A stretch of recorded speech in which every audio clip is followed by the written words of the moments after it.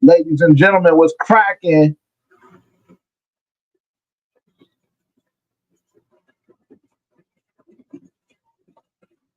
What's cracking? What's cracking, man? What's happening? What is happening, man? It's been I'm not here to lie to y'all. I am not here to lie to y'all. It has been a grind, boy. It has been a marathon. I mean, I am not here to tell y'all no stories. But it's been a great draft weekend so far. So far, so good, man. We're going to dive a little bit into it. I'm going to tell y'all that I'm not planning on going live for the duration of the last couple of rounds. Probably do like an hour and a half over here. And then we're going to hop back on Dunk Stream today. Shout out to Aaron Duncan and Unnecessary Bluntness as well as Low. Had a great night last night with those guys over on Dunk Stream. And if you guys missed our reaction or whatever the case may be to the picks that we made and some of the moves that we made last night, like I said, that is over on Unnecessary Bluntness. You can check those out right now. But you might as well just sit over here and kick it with us for the time being. Right now, I'm flying solo. I think Dylan, our content manager, is going to be joining me here soon. I think I need to send him the link for real. I don't think I sent him the link, so that might be that might be beneficial if I do that, right? You would assume might be beneficial if I send him the link.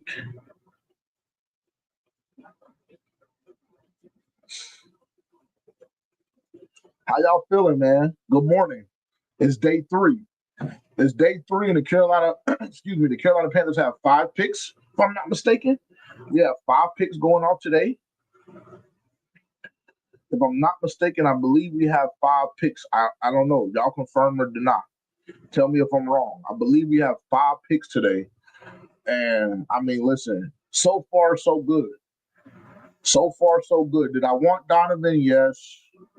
Not here to lie to y'all. Did I want Donovan? Absolutely. As y'all saw, Dallas took him off the board. Did I want Mike? Absolutely. As y'all saw, that didn't happen. So was I a little disappointed that neither one of those names, were drafted by the Carolina Panthers? Absolutely. I will say that for one. But all of that being said, the double dip yesterday was the right move. 1,000%. 1,000%. And we talked about that on FPFO for 2 or 3 weeks leading up to the draft, what that would potentially look like if the Carolina Panthers did decide to go Teneral McMillan in the first round, what that would need to look like. And if you look at my mock draft challenge, if you look at the past episodes, like I said, over the last month or so, and just what my approach has been, I've been championing for the double dip because this edge class is so deep, and you luck up to a certain degree with being able to get a Nick score in the second round when he's projected to be a top 20 pick, top 20, top 25 pick, first round pick. Tremendous value. Love the way that we maneuvered around the board yesterday. I believe, when the Carolina Panthers had 8 or 9 picks, I was under the impression that Dan Morgan would be making a lot of moves and making a lot of adjustments and cooking with those picks and not using all of them, right? And using them to kind of leverage where we wanted to go if there were guys available that we wanted to move up for. So I honestly, I absolutely love the way Dan Morgan has operated thus far in the draft. Obviously, today is a big day because we still do need some pieces. Like, I believe we still do need a cornerback or a nickel, however you view it. I believe that you need a safety. But with Malachi being off the board, with Jonah being off the board, for me personally, it would behoove the Carolina Panthers to make some moves to free up some space to just simply go get Julian Blackman, honestly, at this point. So, safety, cool. Offensive tackle, a lot of people, will talk about us potentially still needing an offensive tackle. Defense, I still believe that we need an inside linebacker. You know, Roseboom is cool and Josie is cool, Trevin, etc. But all throughout the draft, and not just the draft, leading up to the draft, and actually even last year, this coaching staff as well as this front office has talked about challenging the roster. And I think that you go get a young guy, a young linebacker in particular, to challenge this roster. Today, running back Cam Scatterbull is still available. And y'all know how we feel about Cam Scatterbull on FPFO. Specifically, my co-host Terrence. He won't be joining us today, but specifically my co-host Terrence, you guys know how we feel about Cam Scatterbull over on For Panthers Fans Only. So, hey, it might be, you know what I'm saying? It might be one of them things where we gotta figure out what we can make happen and what we can make shape. Because if we can get Scatterbull here with one of these fourths or fifths, I'm not fully under the belief that you don't do it. So, hey, we'll see though. We'll see how it plays out. Appreciate everybody for being here. If you haven't already, make sure to tap in with us on social media. All of our handles are down below. If you're not familiar with our YouTube channel at the G2S Network on YouTube, you can like, comment, subscribe if you're watching there. Turn the bell notification on whenever you take the trip over. And then, of course, you can visit us at ForPanthersFansOnly.com as well. That's our home base. That's our hub. You can get access to all of our episodes, Carolina Reaper tees, learn a little bit more about For Panthers Fans Only, how we came about, things of that nature over on ForPanthersFansOnly.com. Shout out to Bloody in the chat, our mod, one of our mods. Marcus, I don't know how to pronounce his name. Marcus Embo. I'm not familiar with him. I gotta look into him a little bit. But yeah, so all of that being said, so far I have the Carolina Panthers being at a B plus overall for the draft. A B plus. Yesterday in particular, actually, you know what? I'm capped out.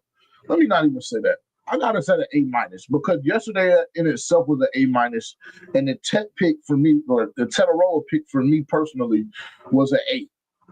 So let's say A minus. I'm at an A minus for the Carolina Panthers in the job that Dan Morgan in the front office has done so far. I'm going to pull up the draft on my end. Obviously, I'm not going to stream it for copyright purposes, but I'm going to pull things up on my end. Also, like I said, we have our content manager in the building. He's going to be joining us here in just a few seconds. And yeah, we're just going to sit back. We're going to kick it a little bit. Like I said, we'll talk for about an hour and a half or so. And then I'm going to run over to Unnecessary Bluntness, and we'll close out the weekend there. And then, as always, we will have our episode releasing with a full breakdown and reactions to how we feel about the picks that we've gotten and things of that nature at 9 a.m. on Tuesday. And that's 9 a.m. Eastern time specifically. So I'm going to go ahead and bring Dylan up, let him talk to you guys for a second, let him, tell me a little bit about how he's feeling, and we'll dive more into the draft because I think we just kicked off at 3 minutes ago or so. Good morning. Good morning. How we doing, everybody? How we feeling? I feel great. I feel great as well. I'm not here to lie to you. I feel great as well. I think I would give it about an A minus right now too. I love what we did with the edge. I was a little worried. Like I was really happy with T-Mac, but and I was hoping they would attack the defense the way they did, and they did. So I'm very happy with how they did it. If they would have went a little more offense after T-Mac, I would be a little suspect. But I mean, we still have the whole draft to go, so we'll see. But yeah, I'm still hoping we go defense most of the way through the draft. I would like a right tackle today and a running back, but everything else I need defense today. Specifically, I need a cornerback and a safety today. For sure. If you're in the chat, please let me know if my audio is echoing. Like when Dylan talks, Let me know if my audio is echoing. If it is, and I'll make some adjustments on my end. I know I had some problems with that yesterday on Dump Stream. So please let me know if I'm echoing or if you guys hear Dylan's voice echoing off my mic. I've tried to make some adjustments on my end so that doesn't happen. But I mean, we know how technology is, and I'm not running any audio through my headset. So I have no through a headset or whatever the case may be. So I honestly have no idea. So just let me know what you guys are hearing. But Dylan, I totally agree. I've loved every move that we made so far. I've loved it, except for Nick Scorton. I was still like Nick Scorton. That was the one that I'm just kind of like, okay, a little indifferent. You know what I'm saying? A little unmoved.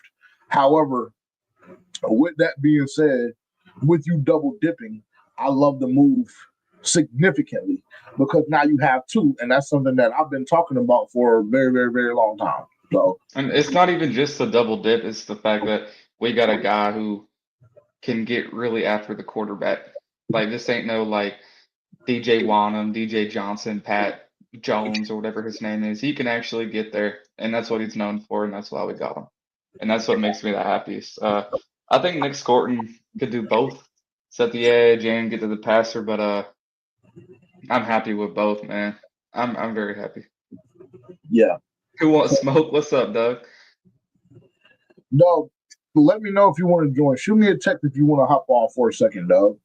Yeah, we'd love to have you. And you probably know a lot more about Nick Scorton than we do. Yep. Honestly, yeah, we would love to have you come on and break him down because we really don't know how to feel right now. Because he really wasn't in our range for picking. Well, I know that's why. Ricky absolutely loves him. Well, that's good. He was also a guy that didn't come in for a visit. I honestly, personally, I believe that the Carolina Panthers didn't think they would have the opportunity to get Nick Scorton. And that's why they jumped up there and got him. Yeah.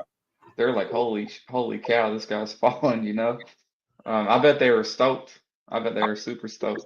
And Princely in the third, I mean, I would have been happy with him at 57. Facts. In the third. And that's not even at 74. That was after we traded down to 85. It was a great day yesterday. And he was, I don't know if you guys saw Princely's reaction to him being drafted, but he was not happy. And it wasn't the fact that he wasn't happy about being drafted by the Carolina Panthers. It was the fact that he felt like he had to wait so long. That was the thing. He felt like he had to wait so long. He even made a comment on the phone call. I don't know if you guys had a chance to watch that yet, but he even, said it to Dan Morgan as soon as he got on the phone. Hey, man, what took y'all so long? Because, this is the guy that has an extreme level of confidence. He trusts his ability. He knows he's a dog. And on FPFO we talk about dogs and demons all the time. That's what we need to continue to fill this building with is dogs and demons. And I believe yesterday with Presley we got one. I do. Let me see if I can get this list over to Doug. Doug, I don't know what you have going on today, bro, but like I said, if you want to hop on for a little while and kick it with us and kind of give us a little breakdown on how you're feeling and what you got going on and what you're thinking as it pertains to this draft class, I would love to have you. So I'm shooting the link over to you right now via text. And if you need an email, just let me know because that may make life a lot easier for you. But shout out everybody in the chat. Omar, what's popping, gang? What's popping, man? I don't know. I don't know if you're the wake and bake type. I don't know if you're the wake and bake type, but hey, if you are, you already know what to do, man. You already know what to do.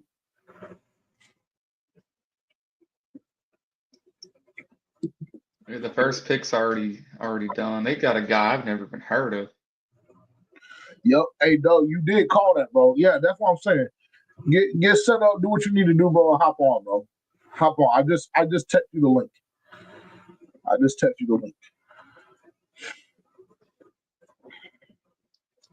Eternal thinks the Falcons have the division now.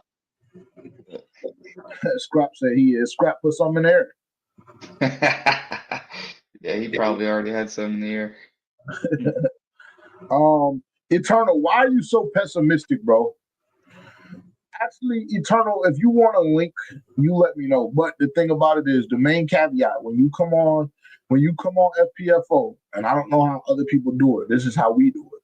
When you come on FPFO, you need to have your camera on. You need to have your camera on so that people can see you. So if you want a link, you let us know. But I don't understand why you're so pessimistic. You've been extremely pessimistic over the last like 4 or 5 business days, brother. And I don't know why. I think that we're in great shape. I do. I believe that we're in phenomenal shape, actually. We need to get Shamik on here.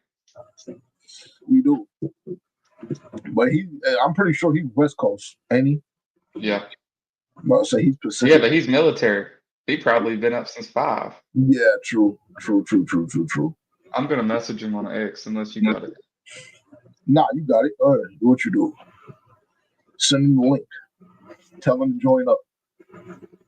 We want to hear from everybody today. Today, I didn't come in to give a actual analysis and a deep dive on what I believe regarding this draft class so far, just because we're going to save that for the episode on Tuesday, because I still want time to look over a couple of things, see how guys fit, see what they bring to the table, etc. So I haven't completed my research and completed exactly how I feel about the fit themselves. So just give us some time on that. I didn't come up here for an actual live breakdown or anything like that. I just wanted to come on, chop it up with our content manager a little bit, chop it up with some of you guys, see how y'all were feeling, how test the temp in the building and the fan base, etc. And yeah, so we're just up here kicking it. Like I said, we'll go until about 1:30. We'll go until about 1:30, and then we'll rock out. Let me see. Who do y'all want today? Great question. Who do y'all want today? Let us know in the chat. You got anybody? You want JJ? Say it again. You got anybody you want? Any position? Any player? Honestly, bro. Like I mentioned when I first started the stream, if Scatterboo continues to fall and he falls to the 5th, I would love to see us draft Scatterboo. I don't know how he's still there. Well, I mean, he hasn't been projected to go early, honestly. So this is the 4th round. I gotta relax. Yeah, it makes sense. I thought he would go in the 3rd. But, hey, bro, you got your camera? Let me see. Marcus Endow. Why do y'all keep talking about Marcus? Is he available? He is available. Oh, and yeah. he's a right tackle. Didn't we bring? Go ahead. Didn't we bring Marcus in on a 30? Marcus who? Marcus Enbo. I don't even know how to say his name. Oh, I have no idea. I'm not that guy. He's a right tackle. You're the analytical guy. You're the one that knows all 30 minutes and all of that. So I'm not. Yeah, you're right. I usually do. Let me pull up Edgar Salamingo's thing. I know he got that on there. There we go. Yeah. Hey, Omar Tavian is, nothing short of aroused. As he should be. I'll save it for him because I know he'll be on his high horse on Monday. I know he'll be on his high horse or Tuesday rather when we release the episode. You guys will see. But yeah, he's ecstatic. He's ecstatic right now, and that's a good thing for him because he wasn't too happy initially when they drafted Booker in the 1st round. So, but yes, just trust me that his vibe has changed for sure. I'm gonna pull Doug up. Doug has joined us. I'm gonna pull Doug up. Dougie, what's popping? Folding clothes, man. Folding clothes. That's why I had the camera on. Good morning. Good morning. Rise and shine. Hey, you see me looking rough, like I said, man. I'm in PJs over here chilling. Y'all talking about turning the camera on, man. It's all good. It's all good. You know, it's FPFO, man. It's family vibes. And it's day 3, man. Who cares? Yeah, I was about to say, Day 3. So I will say this, and I was messing with both of y'all because I know it was either JJ or Dylan that wrote that comment, and I'm looking at the TV while I'm not looking at y'all to look at the picks. Whenever one of y'all was like, "Doug, you didn't look happy," the reason why my original reaction like that was because what I wrote in the chat. Dan Morgan said that we were going to be aggressive and we were going to double dip, but whenever you look at the plan that's been able to come into fruition with the picks, you get your number one wide receiver where you don't have to worry about going to get somebody's second pickings or going to get somebody's receiver to mold into your own receiver. You finally have your own wide receiver core where you look at an example what the Bengals did. The Bengals got T. Higgins one year, and then they went and got Jamar Chase the next year. Look at what Carolina just did. We just were able to go get Edsel last year, and then you bring in Tech now. So then and they were picked in about the same ranges too. Correct.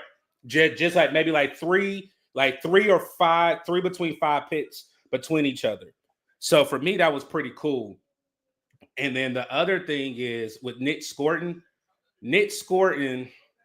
if you look at his tape at, what would you call that? Purdue, he looked good.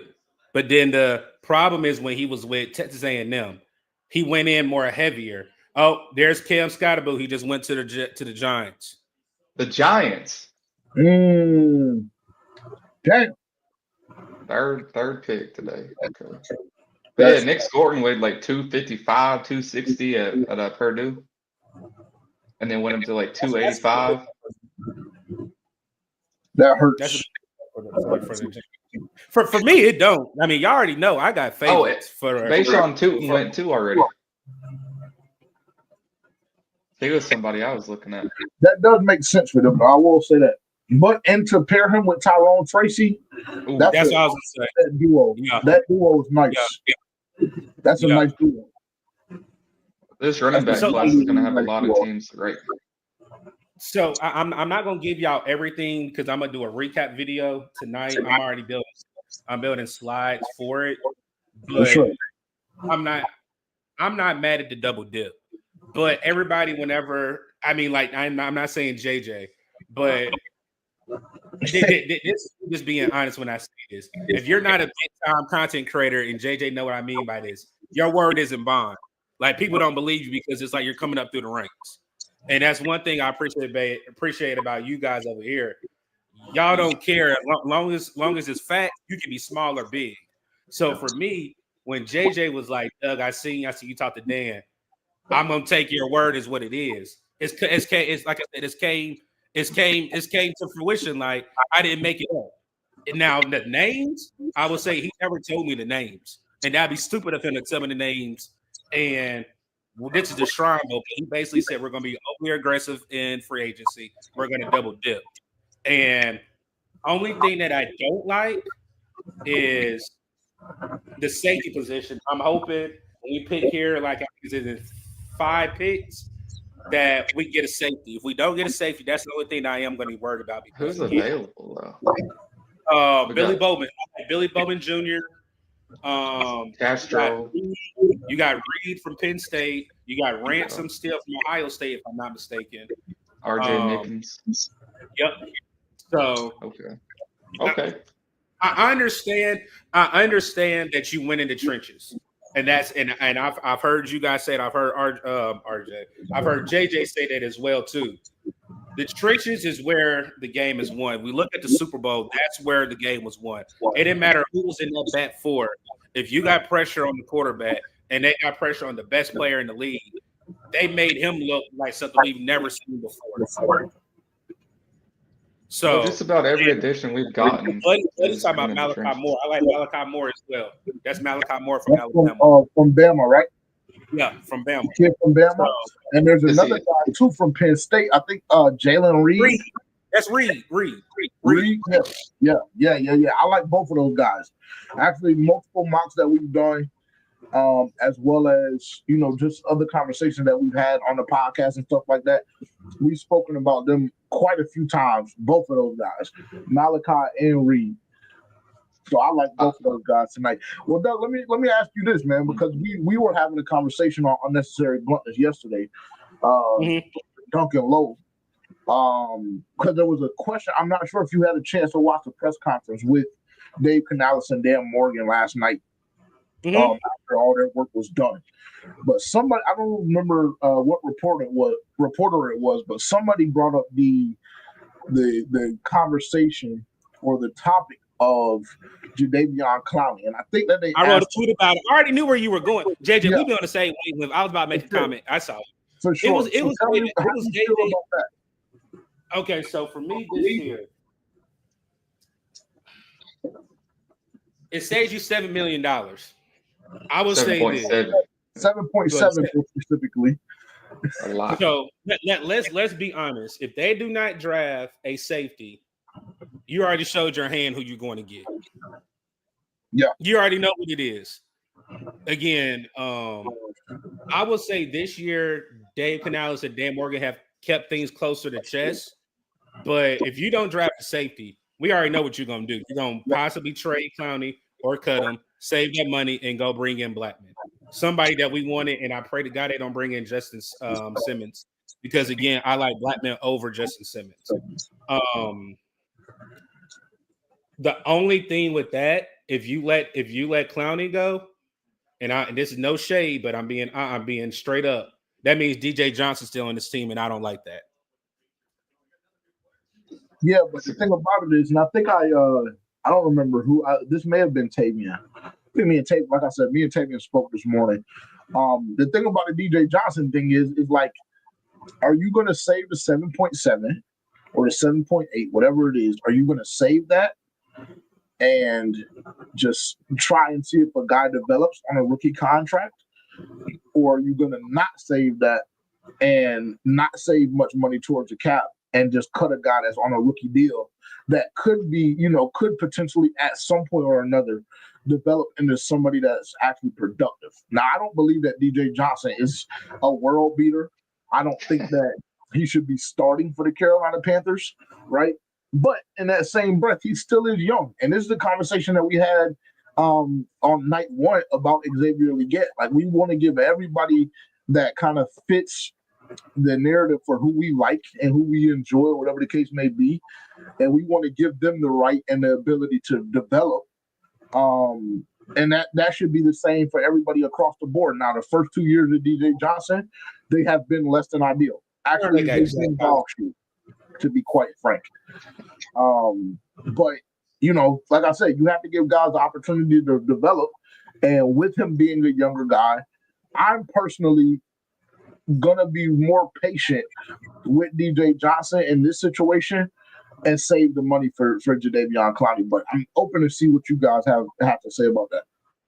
All right, so let me throw this one out there, since it'll be short and sweet. DJ Johnson or Armando Barno? Barno, for sure.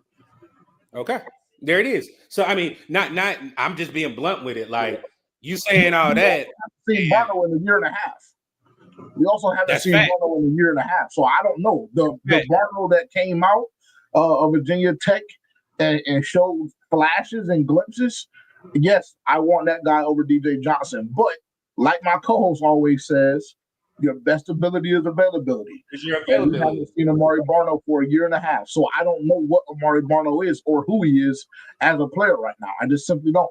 I don't. So I look at it as more of, we'll just name the names out right now that's on the roster. You got Clowney, Wanham, Jones, Princely, DJ, and Marno. That's 5. I think I just counted on my hand 5. Did I miss anybody? Pat, I didn't even. It was cutting out. Can y'all hear me good? Yeah. Pat Jones. Yeah, Pat Jones. And then somebody said Nick Thornton. Yeah, I can't forget Nick. So that's 6. Yeah. I mean, unfortunately, somebody isn't making it. And that's the reason why. That's the reason why I said the whole thing with Barno versus DJ Johnson. That's the same reason why I honestly don't think Shy Tuttle's gonna make it. I was big on comedy until he got hurt. I was so upset. And then JJ, we were at training camp when he got hurt that game. I'm like, it's over with. I didn't think Shy Tuttle get cut then, but again, the rotation is looking better and better. But then also, let's look at it.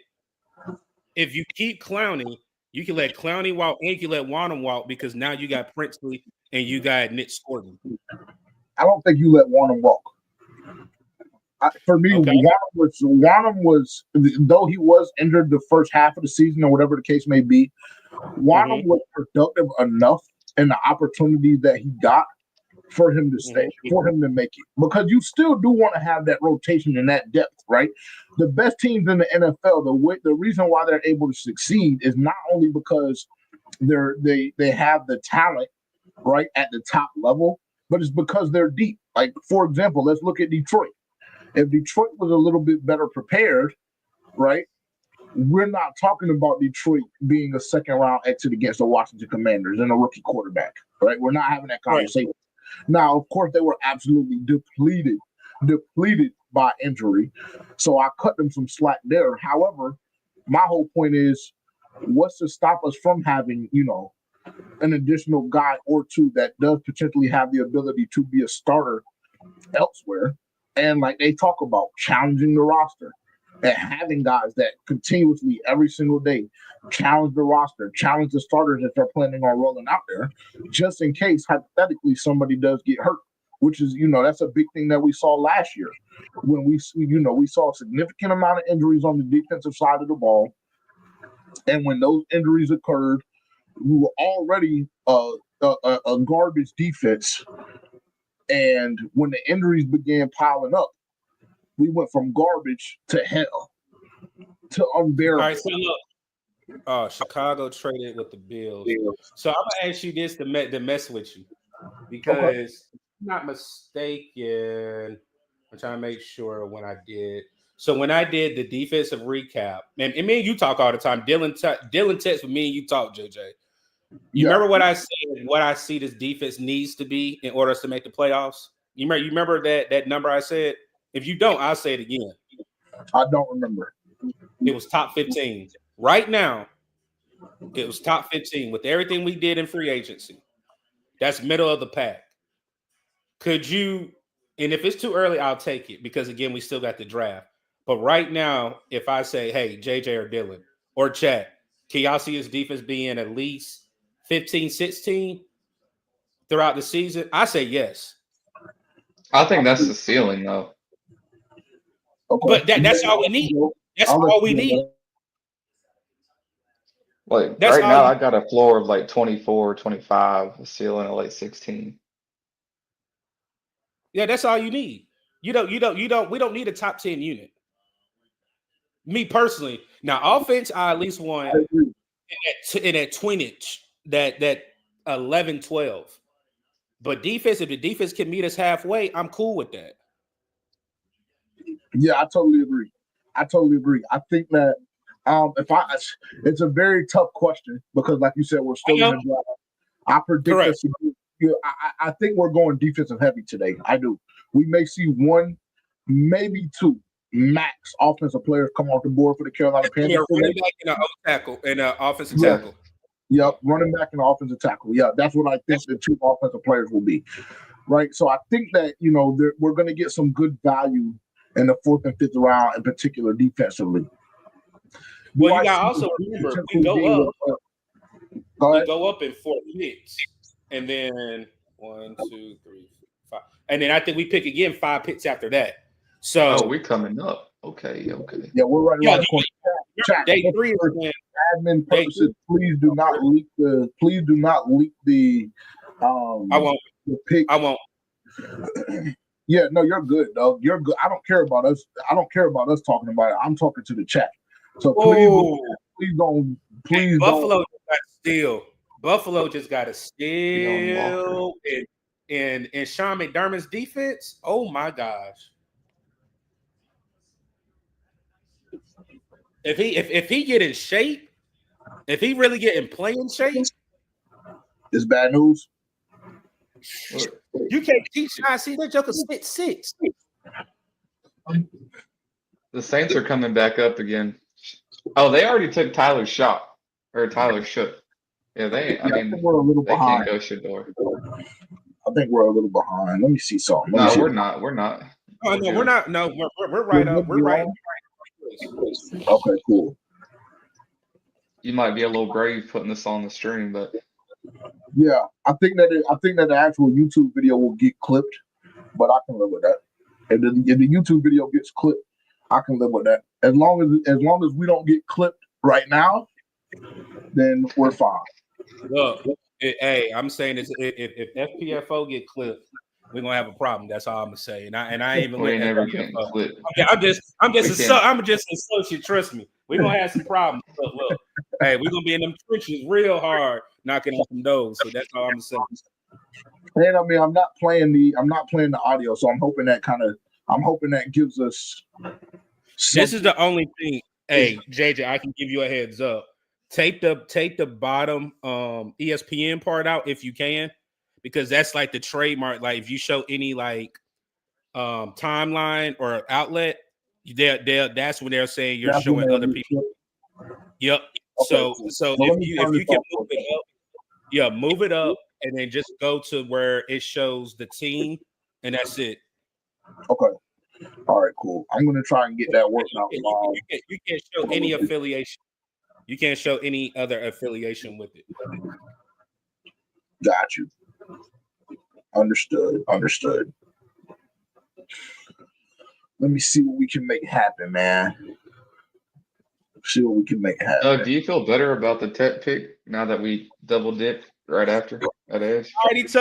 I told you, like, the thing for me was I felt lied to. I'll be honest. I did feel lied to. And I told JJ this when I made him text yesterday. I said, I felt like Dan Morgan lied and we're not going to get defensive help. I'm happy about it because, again, I like Princely.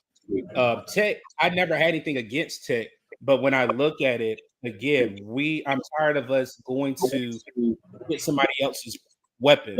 We have homegrown weapons. You have a Coker. You have an Etzel. You have JT Sanders, and now you have a Ted McMillan. There's only thing now is if Bryce ain't is Bryce not the answer. But again, one thing you also got to look at with Bryce. Bryce had this same type of weaponry when he was at Alabama, big body wide receivers that he could throw it up to. Then I heard a lot of people talked about Tampa. Well, screw Tampa. Look what Dave Canales was able to do and what he learned with Pete Carroll whenever he was at Seattle. Look at the wide receivers that they had then. Baldwin, Lockett, and DK. Everybody wants to keep relating Dave Canales to just his Tampa years. Yes, he was the OC, but he even said he had to put his wide receiver hat on when they made his pick, which, again, like I said, we had 3 wide receiver coaches on this team. Your head coach, your offensive coordinator, and your actual wide receivers coach. So when you have 3 coaches on the roster that actually teach the same language, just have different roles, I'm fine with it. I gotta find this God bless a remote. Yeah. And Doug, I'll tell you this, since we're here and we have you on, man. Can you guys hear me okay? Let me ask you that. Yeah, I can hear you. I ordered a new mic literally this morning at like 4:00 in the morning because I went back and watched the stream with Dunk last night. And I just said, we can't keep living like this. We can't keep living like this. As long as you guys can hear me, we're good. We're going to rock out with what we got today. I'll tell you this. I love the Tetaroa pick. I do. Because my whole ideology on it was towards the end, because it wasn't like this throughout the whole process, I will say. And that's just kind of how the draft works. Like, I feel like as you do more research, as you do more film study and dive deeper into a couple of these different prospects, I think that I'm inclined to change my opinion, right? So not throughout the whole thing, but towards the last part of, leading up to the draft, I believe for the Carolina Panthers that it was one of potentially 3 things. They scared me for a second with Mikel, but Dylan kind of talked me off the ledge with Mikel because Dylan told me that Mikel wouldn't be the pick. And he's on the internet. He does a lot more research and analytical things than I do. So I'll say that. I thought it was going to be one of three things. I thought it was going to be either Jalen Walker, Tetaroa, or Mason Graham. And Mason Graham, obviously, that conversation didn't get put into place until later on in the process. Although it did sound like when they had that press conference that they were looking for Mason Graham. Yeah, 1,000%. And unfortunately, it didn't happen that way. But to me, I thought it was one of those three. And personally, I never had Jalen Walker being the number 8 prospect in the NFL draft. The only reason why you went and got Jalen Walker, in my opinion, is if you couldn't move back and you just felt like this edge class wasn't deep enough for you to get true talent in round 2 or 3. And if you're doing your job properly, I don't see how that could be the case. I just simply don't, because I thought that this edge class was significantly deep, which is why you were able to get a Nick Swarton in the second and a Princeton in the third, right? So with all of that being said, for me, I believe that the Tetaroa move was the right move because we talk about getting your rookie or your young quarterback, your third-year quarterback, additional weapons, right? And they always consistently talk about challenging the roster. Yes, we moved up to go get XL in the first round last year. That is a fact. But in that same breath, XL did not perform or produce like a first round wide receiver last year. He just simply didn't. And I did just make the point. Go ahead. I'm going to say this. Again, I'm going to allude to another team. I can't do that because they, again, to be politically correct, one was drafted in the first round, one was drafted in the second round. T. Higgins didn't do the exact same thing that he did whenever Jamar Chase came. Oh, that's a nice pick. I like Ty Robinson. That's another 6'6" interior D lineman that just went to Philly. He's nice. That's a nice piece to go with Jordan Davis, with them losing Milton Williams. But again, for me, Excel, one thing, because I don't like giving people excuses because I don't hold excuses for myself. You got to put an asterisk by the injuries. You got to put an asterisk by the injuries, if that makes sense. Because he had a hand injury, he had a foot injury.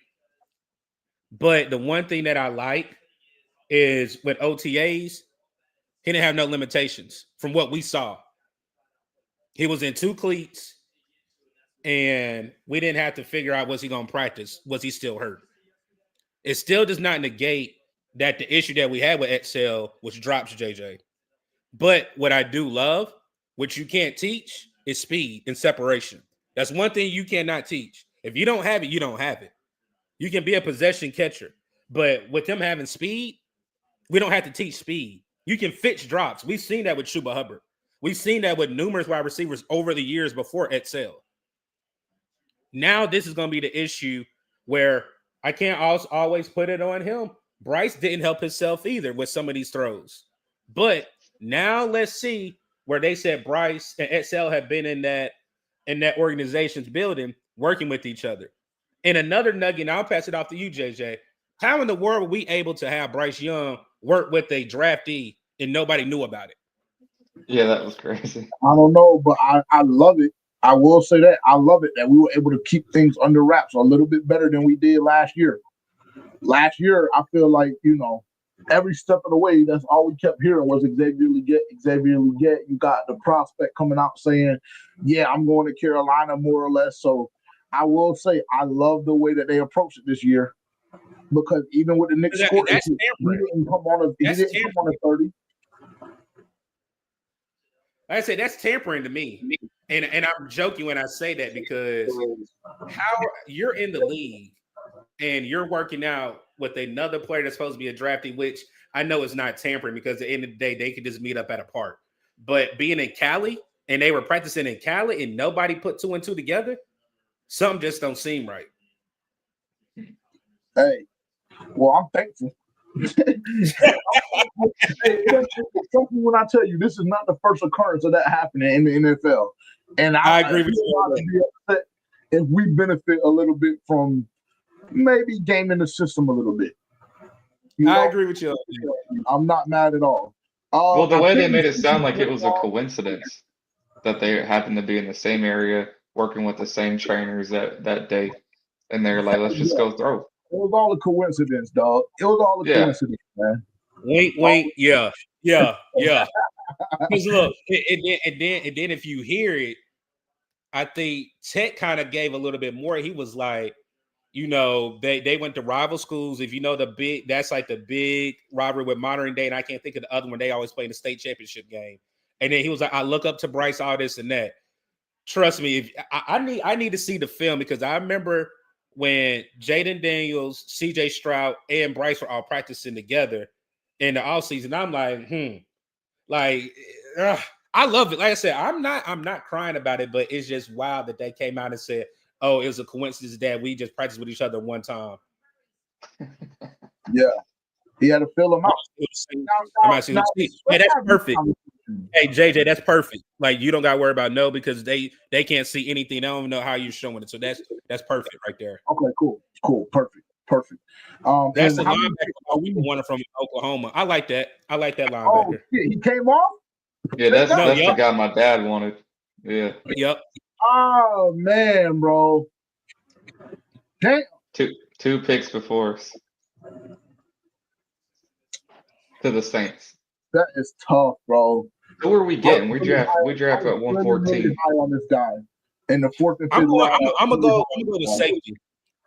I'm gonna go with safety at 114, and I think 122 will draft a linebacker. Would it be crazy to go Dylan Sampson? I'm not familiar with him, so I can't give an opinion. He's a running back. He's fast, shifty. No, because with running back, you can still go get Hunter. You still got Ollie, and you still got my guy Taj out. There's a lot of guys. Oh, Ollie could be a pick because we brought him in. Correct. And if you want to wait even more, you still got Blue too from Texas. I see that bull crap that you said the other night. And I'm like, I said, no, this joker didn't talk about Blue. And I'm sitting here putting Taj. Y'all did that mock draft. I'm like, bro, come on now. I see what you and Terrence did that night. I'm like, I said, they look, they ain't dropped no link. Because boy, I was about to see, there ain't no way y'all just pulled that rabbit. I said, trust me, I saw it clear as day when you and Terrence did that mock draft. Blue right there, y'all could have waited to get another running back. Okay. I remember. Yeah. What'd you think about their Tez Johnson pick? Disgusting. No, because again, the thing that's hurting Tez is his height. That's the thing. He's light in the ass. I think it's his height. I think it's his weight and it's his speed, all combined. We got to be on the clock, fellas. I have no idea what we do. I'm just gonna keep everything the way it is right now. I don't think that I want to run audio because I think if we run audio, then that's going to be no audio. So I'm just gonna keep it the way it is. But the Carolina Panthers are on the clock or about. Oh my God! Oh, I met CJ West from Indiana. Oh, that's a good pick for 49ers. But I tell you another player. I met him at the Shrine Bowl. I tell you guys another player is Jordan Phillips out of Maryland. I think I remember you telling me about him, dog. Hey, when I said you were giving me some good info when you were on your run. You were giving me some good info and insight. Well, I'll say this. I know it's draft season. We won't be at the Shrine Bowl next year, but I actually wish I had a drum roll. And I know JJ was like, duh, I know you did not break this and you didn't tell me this behind the scenes. We're going to the Senior Bowl next year. Hey, okay. So, hey, we leveling it up a little bit. Yeah, we're going to the Senior Bowl next year. I can't do the combine because that's the soon-to-be wife's birthday. So I was messing with her last night. I was like, we're going to go somewhere for your birthday. She was like, nope. She already knew. I was like, so, yeah. You knew that was happening, dog. Yeah, I already knew that wasn't going to happen, man. So, but now I'm looking forward to the Senior Bowl because, like I said, doing the Shrine Bowl, I kind of got my feet wet. I know how to go about it. So I'm really looking forward to doing the Senior Bowl next year. Really looking forward to doing that one. And this year, what'd you do? The Shrine Bowl? Is that what that was? Yeah, I did Shrine Bowl. I did Shrine. I could have went to the combine, but I got engaged then. But then I did Big 12 Media Day. Okay. So yeah, I you just stepped did it up this year. Yeah. It sounds like next year you're going up one more. Yeah. That is the plan. Year after, you're going to be at the combine. No, because we'll be a year in, so that's gonna be hard to step away from her birthday to go do football. But I'm gonna text y'all on the back end with us not doing training camp. I don't know if y'all saw we went to Kansas City's last year. I already know what training camp I'm going to this year, but I ain't gonna let that out. I'll text y'all on the back. Well, I'll put it in a private chat. Oh, JJ walked out. I don't know. I don't know what happened. He might have lagged out or something. I don't know. I'm gonna text.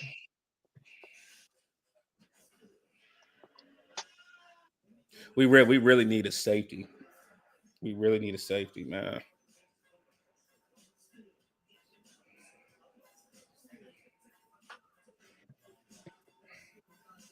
I really don't know what we do. I'll say it's either going to be a safety or a linebacker, but we really need a safety right now. But again, if we don't get a safety, that means that they can possibly pencil in Blackman right there. I just seen the pick. Oh, you got me nervous. I ain't even looked on nothing. I'm looking on social media. I mean, I'm looking on the TV. Damn, I shouldn't have refreshed.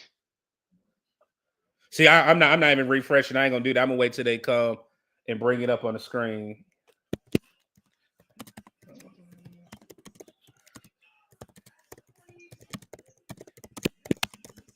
I'm very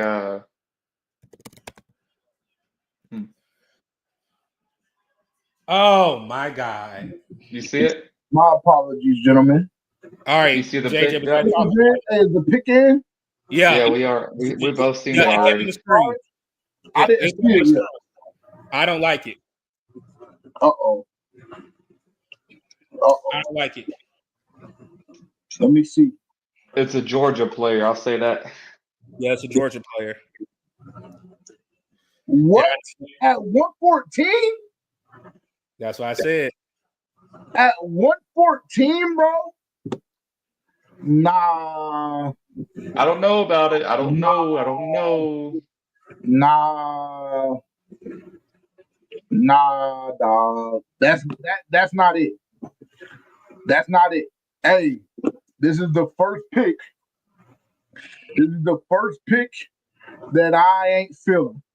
This is the first misstep. Not at 114, bro. Not at 114 with all of the running back talent still left on the board.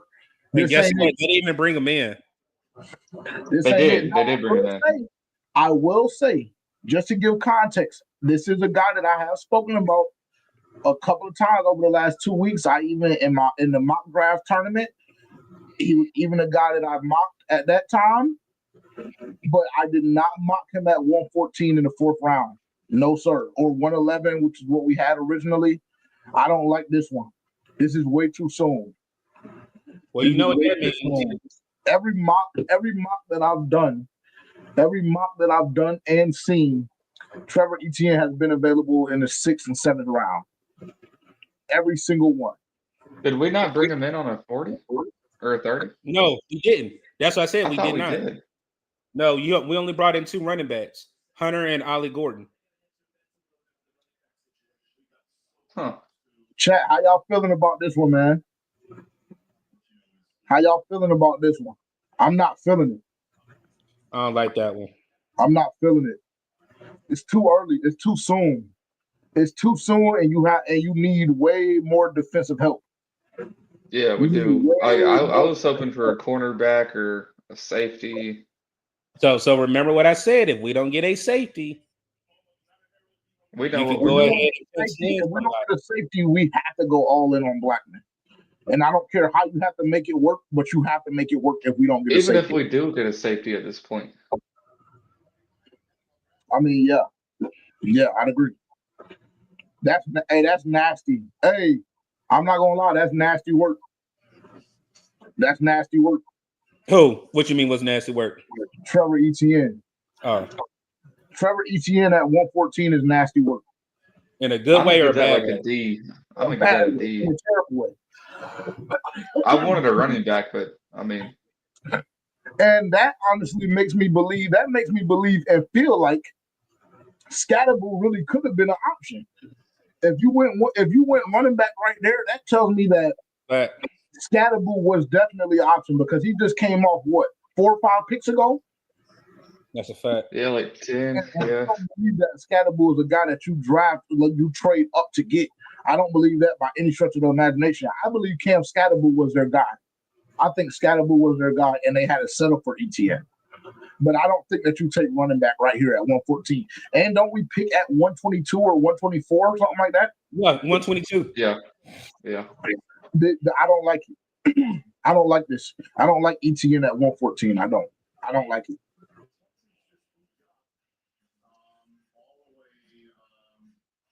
Well, we better be going defense the rest of the draft, and I owe tackle somewhere. Well, you got your running back. So only other thing I was thinking was we did just talk about there were 2 offensive positions that we said we were going to draft. It was running back and offensive tackle. So there's the running back. Yeah, but why take the deepest? Take the deepest position group at 140 at your highest pick. They must think really highly of Trevor Etienne. Yeah, I agree with QJ. I'm not gonna say Ollie's better, but Ollie gives us something that I was saying whenever I met him, that he gives us something that we don't have. A bit back, a Najee Harris type running back. I mean, that's the physique that I gave him was Najee Harris. Bloody said that pick might have dropped the draft grade all the way, whole letter grade. I think I might agree. Yeah. Like I said, bro. Yeah, Dylan Sampson. Yeah, I mean, like I said, I'm not gonna say that I wasn't like Dylan Sampson already went, I thought. No, that was here. the other guy from Oklahoma. Available, I think. Yeah. I'm not gonna sit here and act like I hate Trevor Etienne because, like I said, in my mocks, more times than not, Etienne was coming off the board in favor of the Carolina Panthers. However, at 114, that's I don't like it. I don't like it at 114, bro. I don't. This is not the best start to day 3. It's not. and I was gassing Dan in the front office and everybody like that last night on unnecessary bluntness, but ETN at 114 ain't it, bro. All right. Hey, QJ, I know you ain't trolling, but I understand what you're saying. By then, yeah. If you're gonna do something like that, yeah. No, because I mean, running back was a position of need. I mean, that's the only plus I got here. Yeah, but that's not the running back of need. So I would disagree with that, Dylan. The reason why I say this is because you just gave Chuba a contract. You still got Jonathan Brooks on a rookie contract. Then you bring in Rico Dow on a 1-year deal. Then you bring back Blackshear. So let me tell you why right now, it's a position of need. Jonathan Brooks is going to be on the R all year. So the 3 running backs that you got is Rico Dow, Chuba Hubbard, and Blackshear. Yeah, and Blackshear ain't on nothing. He ain't on nothing for one. And the other 2 guys, they have injury issues. So, if they're going to be toting the rock like we think they're going to, then we need another guy in there for when they get banged up. We got another guest joining us. If you like a real day one FPFO fan, then you'll be familiar with this character. We haven't spoken with this guy in quite some time, bro. So I'm actually very excited because he used to give us gold in our post-game reviews on Instagram. Back when we were 2-15. So Lord. Very excited about bringing our next guest up. Let me reset this real quick so I can make sure everybody is being able to be seen properly. Hey, JJ, after our next pick, I'll hop off. so I can continue packing. So we good. Yes, Okay, sir. that works. We appreciate you, Doug. Meek, what's You already popping, know. man? What's going on with y'all boys, Touch man? Nate. What's Y'all, hey, look, you was sitting here talking about the 2 and 15 days when we was, on IG. Man, y'all done came so far, man. I'm proud of y'all boys, man. Y'all We really taking off with appreciate this, man. Y'all got great things coming y'all way.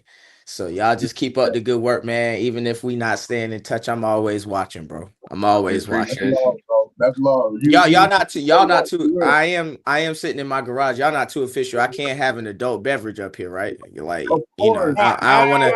I don't want to. I Of know y'all course. probably got sponsors. Y'all probably, I'm not trying to Hey, have the man calling man, y'all like, hey, you know what's up with this guy on your stream drinking a what Corona? it What's is. up with that? So You know what it is, man. Cheers, brother. Cheers, cheers, cheers, man. I'm so happy Hey, to see you, Jay. bro. It's been a minute. absolutely, bro. What you got? Work, man. Y'all know how I get down, bro. I'm all over the place, working from end to end, working for the man, for the country. But it's good to be able to sit down and tap in with y'all, man. I know for a fact, JJ, this is Uh-oh. gonna be the year. All right. Dylan was already on my side, man. Dylan was already on my side. And we big time Bryce apologists over here. All right. We ain't spoke too much since the last back half of that season going into this draft, man. But I know you see what's going on, brother. I know you see what's going on, brother. I'm on That process blue look good on you, man. It look good on you. Hey, Schmidt, let me say this. It's a run on running backs, JJ. Because right now, after we picked the running back, it's been 3 running backs taken. That's the reason why we probably went ahead and took a running back. You got to look at this. That's why I said when you make picks, it's a reason why. Because now Jarquez Hunter just went to the Rams. They don't need a running back right now. But you better get him while you can. Dog, let me say this. I'm not mad at going running back right here. I'm mad at the name. With all due respect, because like I said, I think that, I think he has a good foundation.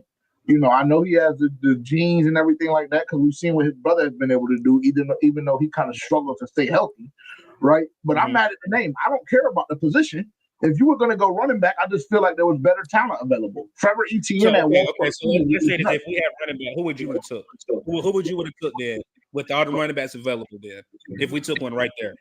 Dylan Sampson. I was about to say Sampson is the name that keeps coming up. So I would have thought about him. Isn't there the running back from Kansas, I think? Is he from Kansas? David Neal. Yeah, I would have considered him. I just think that there was more value out there to me. Yeah. I'm jaded just based on the fact that, like I said, all of the mocks that I've seen and or done have had Etienne going in the 6th or 7th. So like when that's conditioned into my brain, and I know that it's a mock, right? So it's just like whatever. I understand that. But if that's engraved in my brain, like I can it would be even more digestible if it would have been a 5th. But going that in the 4th, and that's your first pick of day 3, call for pause. That's it. Hey. Not too much on the front office right now, man. Not too much on the front office, but you speaking a lot of facts. I'm getting off. JJ, I'm gone. What happened? I don't cuss, but F the Falcons. I was about to just have guess who the Falcons just drafted? Who? Billy Bowman Jr. They got both safeties that we were supposed to get. Damn. I'm done with Atlanta, bro. I'm so yeah. done That I would probably say the only issue I have with that ETN pick is obviously you want to add depth to the running back room. I feel like I would say we were solid in the running back room, but I feel like we need to be definitely going defense. That first pick of the day 3 is defense. We went ahead and we got our guy in Tech. Everything else, I love Prince. I love the Nick pick. I loved it. We need to just continue to hammer down on defense, man. Just and if you're gonna go running back, it shouldn't have been ATN, but like you said, it should have been Scatterbo, but he was already off the board. And then, like my man C Dougie just said, they just went and got another safety that we was mocked up to get or should have been lined up to get, and it's like, fuck, And you we just should've wasted went, that. We just because you wasted could've that pick. if you were going to go running back in the fourth, you could have went running back in the fourth with 122. Because Yeah. now you run into potential dumb shit happening, like Atlanta getting another safety that we've been relatively high on internally. So Eh. yeah, I just think I think it was a misstep. And listen, I'm not here to slander the front office because they've done a phenomenal job up to this point. But that move, that decision, that pick, it gives me cause for pause. It does. I don't like it. I don't like it, especially with Bowman coming off. Because if that was a guy that you thought you were going to get at 122 and you took ETN because you trusted your board, then I'm almost in fear with what the rest of your board looks like for the rest of the day.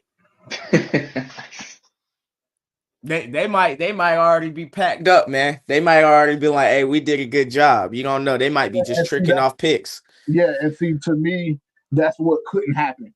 Yeah. My outro yesterday when I was with Dunk last night, I re-emphasized probably 3 or 4 times that the job was not complete. The job was not done. You had a phenomenal first 2 days, but day 3 you can get a lot of value.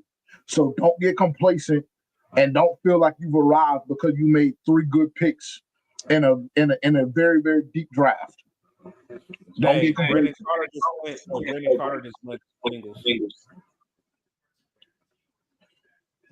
Dylan stepped away, I think, for a second. So I'm gonna pull the stream back up so we can have that working as well. Damn, boy, you spitting a lot of facts. This day 3 is probably like for a franchise like us that's trending in the right direction, man, and that we didn't do too much in free agency. This draft was gonna really be what helped us on the back end on that back 9, man. We really got to continue to stay focused in this draft. We cannot trick off picks here. We cannot. We still have to have a vision going into day 3, man. We really do. Like, I don't need us fucking around, man. And I'm glad that I can say that free because, like I said, I told Dunkley last night, he challenges me because I have to use better vernacular and vocabulary. You got to, brother. I get, and with Dunk, I try and keep his page as clean as possible. We at the home base right now. We can't get the fucking off. Yeah, for real. For real. And this was a misstep. We need to be honestly, to be real, like we got Rico and Chuba, and we got Jonathan Brooks on the man, and we just brought back Blackshear. Like, I didn't need a running back to keep it hot with you. I needed defense. I needed safeties. And to be honest with me, I totally forgot. I totally forgot that we brought Blackshear back. Yeah. We 3 deep in that running back room right now. Doug, what you got? No, I said when I was breaking it down, like the only running back that's going to be not playing this year is Jonathan Brooks, because he's going to be on the long-term IR because they're going to rest him up for a year. And that's where I was thinking we could have had gotten Ollie Gordon. I didn't know Jaquez Hunter was going to go that high, but I didn't think we were going to need one right away. So I don't think we're gonna go Ollie Gordon. I know him and Chuba got the Oklahoma State connection, but I think that the front office is big on character and not, if you got any stench of character issues, he sat out for he had that DUI or DWI or whatever. They just steered clear of that. I really firmly believe Ollie Gordon had that because he had I think Mike Gundy sat him down. No, it was real controversial because he came out to the Big 12, the preseason, whatever, the conference, whatever, the media day. And they asked him about it, and he was just like, yo, I'm going to give him a fuck ton of touches. I'm going to give him like 50 touches and make him a bell cow against a FCS school, you know what I'm saying, that shouldn't even be. So first game, Ollie Gordon had like 40 carries. and play as to where all the starters had went ahead and got out the game. And it was controversial because they was like, are y'all not going to handle this by sitting them out? And, Mike Gundy's very pro player. And Ollie Gordon was a preseason Heisman candidate. But I just know that we, as a front office, we're just steering clear of anybody with any kind of off the field issues. I know that they made that very clear in retrospect. So I already knew we wasn't going Ollie Gordon there, to make a long story short. But why did we bring Oh, Ollie my Gordon God. in? That's a good pick. David Walker, and I'm in Arkansas right now. That's a good pick. I'm about to say, that's a guy. Right. The only person that I've heard speak about David Walker is you, dog. We're on the clock. That's a good pick. Who we going here? We're on the clock. Who we going here? I don't know because I think you either go linebacker or safety here. I don't We know. gotta go cornerback, safety. man. We gotta go say y'all. Yeah, is it Shiloh time? I'm Oh, fucking hell around. no. Hell I'm no. fucking around. I'm fucking around. I'm fucking around. I'm Him in fucking around. person. I'll tell I'm y'all fucking right around. now. I'll make sure I see him face to face because me and him definitely can have some words then. Because That would be something if he I'm went not to Fort the Shiloh fan. I'm fucking around, man. I'm If just trying to get a Shiloh went to laugh Fort off. Shador, though, that could be possible. Please don't leak the pick. Chat, do not leak the pick. The We Carolina got a private Panthers. chat. I'm going to private chat. Yeah, I Hey, was about to say. AJ, I put my comments down, man. I ain't even. Phone is down, and I'm full screen on the stream. All right. Yeah. Pick is in. Pick is in, JJ. Pick is in. Here we go. Let's see Hey, what we do. and we want to commercial break, so we may see it being announced and not talked about yet. Hey, but did you see where I was telling you I was going to training camp at this year in the private chat? Yeah, that's big time, brother. That's big time. I seen that. Oh, okay. That's big time. I didn't see it. Text me. I don't even know how to. I don't know how to switch to regular chat. Yeah, I to might private. send it to you. I see it. There we go. Come on, Carolina. Let's get a That's- good one here, man. That's gonna be fun. Yeah, that's very smart. I like that. Who they got? Pick is in. Here we go. Let's see. I need a defensive player, man. It can't be offense. Nah, Damn it sure can't. because then I'm gonna Can't go. be. I'm going on mute. Yeah, we scream out. And I'm trying to think of what can I say? What words do I say? Because Nothing ain't came up on my screen yet, so God is good all the time, and all the time God is good. She don't want he to just Wait, said is that the pick. pick? Oh, Okay. it's on our. It's right Okay. there. Yeah. Okay. Yeah. I like that. I like that. Okay. I like that. Okay. I like that. And I Who like comes back? and I like that the Okay. first highlight that they showed was from that Rose Bowl because he really popped off for Okay. me in that Rose Bowl. I like that a lot. That's a good I pick. do. Comes back. Oh yeah. Okay. That's He's what- a free safety too. Yeah. Good bounce back. I'll take that. Yeah. Yeah. I'm with that one. Okay, so Blackman's a little shaky. A little Okay, shaky. cool. So now we don't have to talk about removing Jadeveon anymore. No. That's ridiculous. About removing Jadeveon. No, it's not ridiculous. Because he saved you 7.8 if you cut him. And you just went and got 2 edges today. I just think that in a perfect scenario, Prince and Nick, That's a nice draft class. if they're playing that well that they play Jadeveon off the field, then you just let that happen. Fair enough. If they play Jadeveon off the field, you just let that happen. But I don't think you tell Jadeveon to just kick rocks. I want to know how y'all feel about Atlanta and their 2 edges that they got, because I know they went and got They don't James scare me. Pierce and I'm drawing a blank on the other dude, but I'm looking them right in the Jalen face, Walker. man. Yeah. Hey, Yeah. Hey, JJ, can you Go ahead, put Doc. QJ Smith up? I'll say this with Kobe Bryant. Kobe Bryant, you don't have to worry about right now. Kobe Bryant and Melo Dotson. I know Noel Williams. That was another guy I liked at the Shrine Bowl. Kobe Mhm. Bryant and Melo Dotson will be there. If you need a corner, they will be drafted right now between round 4 and 5.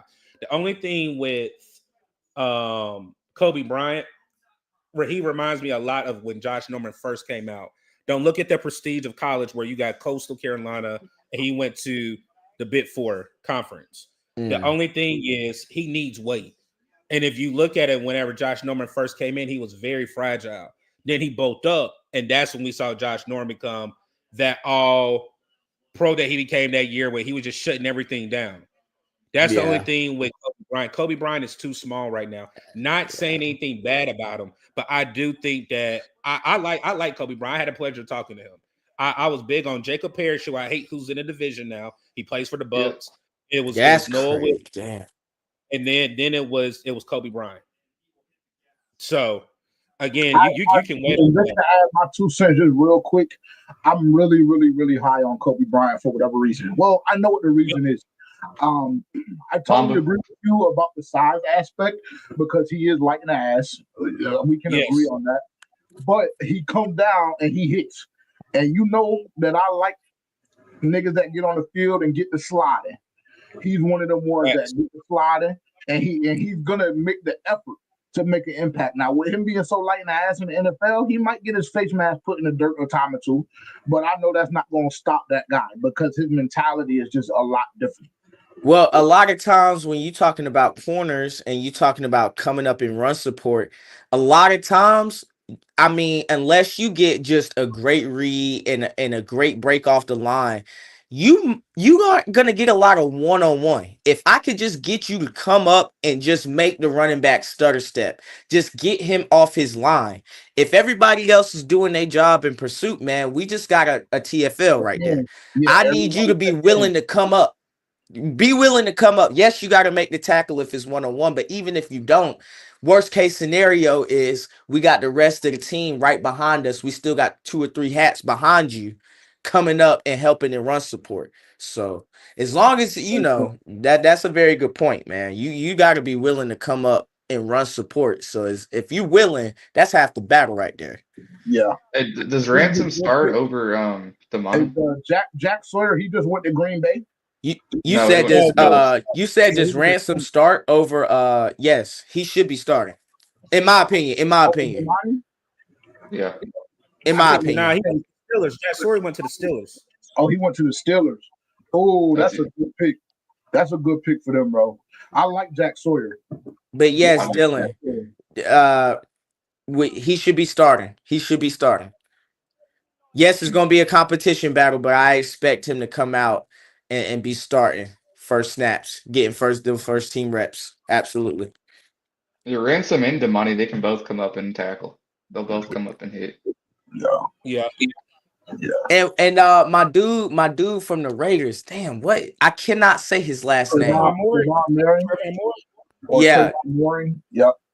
I like the vision of having our safeties. Like we're really going towards safeties that can come up in the box and help in that run support. Because we talk about all day how bad our defense was and how bad, we was giving up shit over the top. But man, that run game was atrocious. I mean, teams was ripping off 6 yards a pop, first down, like 4-5 yards a pop. So we need hats to the ball at the line in the trenches.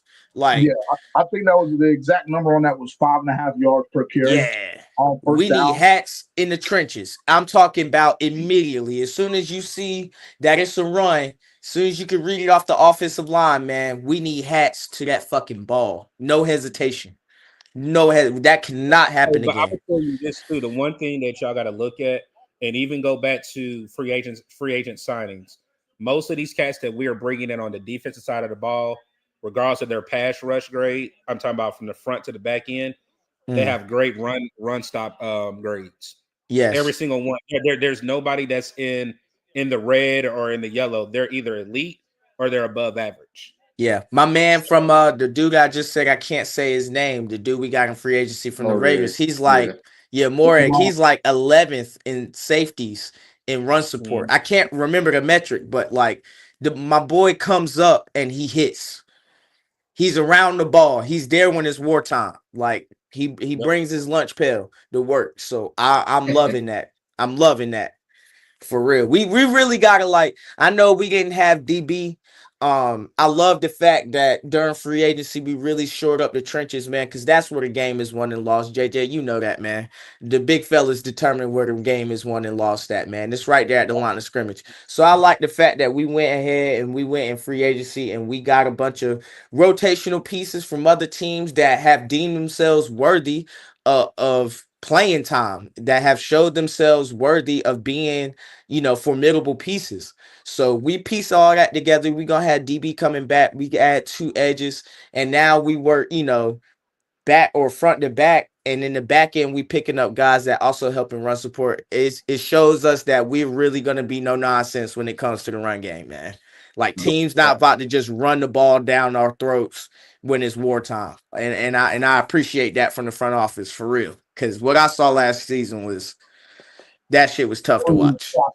It was a That atrocity. shit was tough. We talk about what was happening in the past game and shit like that, and I was just hoping that teams passed on us for real, because I really was, because the way the running game was working, I was like, bro, we really don't have a pot to piss in or a window to throw it out of, man. We had no solution to stop we the put run, our bro. offense in a spot to where they had to score every drive, And or it they was would just run all the ball. steeped off the run game, man. Like JJ said, 5.5 yards a carry.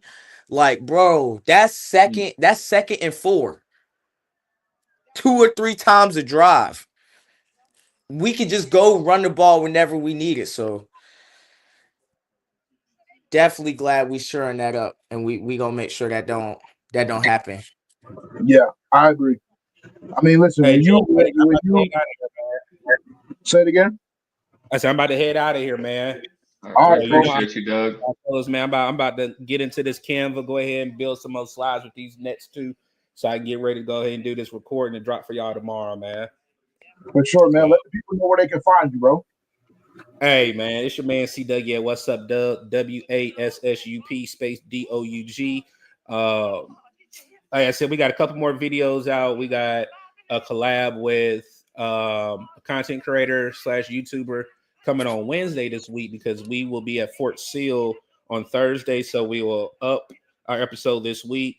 Got a couple of people coming up right before we take a little break in June, right before training camp and everything. But hey, man, like I said, if you guys want to see mock drafts, we definitely had the pleasure of having the great mind over here. One of the great minds, JJ, Dylan always supporting, Terrence always supporting, man. So again, like we always say, support every content creator out here. We all have different perspectives, all different knowledge. We just spit it to you guys different ways, man. So so far so good. Like I said, the only pick, I just gotta really see how we do throughout the rest of the draft. But right now, I'll give the draft a B. I really think Dan Morgan really has made a lot of people happy with Pitt so far. So now he's done his job. They just gotta bring their lunch pail and that helmet, and let's Yes, see them go to sir. work here. So again, I appreciate y'all fellas over at FPFO. Bring me on, man. Like I said, y'all anytime y'all need me, y'all know where to find me at. For sure, bro. That's love, bro. I appreciate you joining us today, bro. For sure. All right, I'll take it easy. Just hit me up, y'all. Great work, See you, man. Doug. Great work. His preparation is phenomenal. Love his presentation. Y'all go check him out right now, man. What's up, Doug? For sure. For sure, for sure, for sure. How we feeling, fellas? Let me get a temp check. How we feeling? Everybody good? Hey, look, man. My boy, hey, C Dougie, he is very knowledgeable. Like, I was not, I wasn't fond of him, but just listening to him speak, man, he know what he talking about. So he definitely just got a follower out of me, man. Shout out to him. But I'm glad it's y'all 2 in here, because you know me, man. I love to get serious. We could talk about the X's and the O's and the Jimmys and Joes all day, but it's time to bullshit a little bit, man, because we got a couple picks up until we pick again. Some more people on the clock, man. Temperature check. Honestly, bro, I'm look. 20. I need y'all to say this with me right now. And I've been telling every Panther fan to say it with me. Okay. Y'all gotta say it with me as I said, okay? 2025. 2025 NFC South NFC South division champions. division champions. I like that. Carolina Panthers, man. Carolina Panthers. Nah, It's now. It's the time is now, for sure. For sure. The table is set. The front office is going in the right direction. Dave had a lot of growing pains. But one thing that I can definitely say about Dave is he ended better than he started. And in the middle, there was a lot of questions that I had for him. But towards the end, I can definitely say that I believe in his vision. I see what he's trying to do in the team he's trying to work up. I like what he's trying to do with Bryce. obviously, whatever he's preached to Bryce, whatever he, when he benched him, when it all worked out because that's the best we've ever seen Bryce. It all starts with the quarterback position. There was a lot of talk about the 8 spot and what we was going to do. Was we going to trade back? Was we going to, go defense? Jalen Walker, we went through the whole ringer. And I love the fact that we went 8 with Ted. I love that. I love the fact that it came out that we wanted him. We was doing, covert missions, having Bryce. We put Bryce on a jet. Go throw with him and come back to us. This is what winners do, man. I like what we doing, man. I like what we doing. Now this last pick, whatever the fuck, they can make it up to us with the rest of the draft, but facts. Now, Dylan had a very interesting, and Dylan, I don't know if you want to source this, but you were the first person that told me about the whole barbershop conversation. Do you care to Yeah. See, I didn't want to leak it and get nobody clipped from doing their job. Well, we'll keep everything anonymous. How about that? We don't have to mention names. So but you was at the barbershop, Dylan? A certain somebody said a certain something. So what I'll say is, all right, I got you was at Sports Clips? I got a message the other day from a some reputable people getting their haircut done in Charlotte. Let's just say that. 2 of them actually were in there getting their haircut in the building, and they were talking about, I love Tet. I would love to have Tet. And this was like a month ago. Yeah, it was like a month and a half ago. And the 2 reputable sources, I mean, obviously, they were players. I'll say that. They were players. They were part of the team. And this was the conversation that that message got sent to you, like you said, what, a month and a half ago or so? Yep. Yeah. That's what's up. I mean, Tet even came out and said that Bryce basically, stood on the table and was like, I want this guy. And that put a lot of context into the little media clip that they put out after they drafted Tet, and they called Bryce. And it was Dan and Dave, and Dan's like, you like that, Bryce? Like, you wanted your guy. We went and got him. So let's not fuck around here. This is what you wanted. You got it. So you see how happy Bryce was going up to Tet in the stadium the other day? Oh, absolutely, man. He about sprinted to him. Absolutely. Look, so I saw some odds on Tet. So he's 799 yards, 5 touchdowns. Yep. What's the over under on that, man? I think it could be a little bit more, especially with the touchdown, because I think he's obviously our red zone threat, man. Like I think you get like 6 or 7 with only 400 yards. Yeah, this coming season. No, the last season. His last season stats. That's what. I was gonna say they projected him 400 yards. I was like, hey, man. No, I'm saying XL got like 4 or 5 touchdowns with like 400 yards. So look, because to me personally, I love the Tet pick, but I think the wide receiver room comes and goes this year with XL, man. I think the leap that he has to take from year 1 to year 2 has to be exponential, man. He needs to be bumping his head towards 800 to 900 yards and double-digit touchdowns, because like my man Dougie was saying, the things that you can't teach that he has is the separation and the speed. So I'm gonna need you to catch the football and then show me the separation and the speed. And a lot of these, one of the biggest plays that stands out to me was that 3rd and forever against Philly. Before he dropped the touchdown, Bryce was scrambling in the pocket. It's when they tore his sleeve off. He threw it to XL. XL caught it. XL had one dude to beat. I think it was Slay. He got tackled by old ass Darius Slay, open field. And it was a moment where he caught the ball, turned, could square him up. And there was like 3 or 4 yards in between them. I'm going to need you to make that play. I'm going to need you to get skinny, especially on the old ass Darius Slay. You can't be. So a lot of these plays, he's got to be able to turn them into to pop plays. Like we give it to you at 8 or 9 yards and you turn it into 10 or 20. You know what I'm saying? So I don't think the pressure's really on Tet. I really feel like it's on XL. You know what's crazy is that Tet could actually he's a good yak guy too. I Yeah, don't he think is. XL brings that, but Tet can, and he's shifty. But I felt like that's what imagine. we were sold on XL. That's XL not what I thought. was a yak guy. At least me. That's what I felt like he was a I yak thought guy. XL was like a jump up and get it, Yeah, and then with speed, he has speed too. yeah. Well, look, this is the thing when we talk about Xavier Leggett, and I've been, as it pertains to FPFO, I've been the guy that has stopped everybody from being totally out on Xavier Leggett as it pertains to FPFO. Which is crazy because you was trying to be out on Bryce, but go off, Yeah, man. it's funny how the roles change. It's crazy.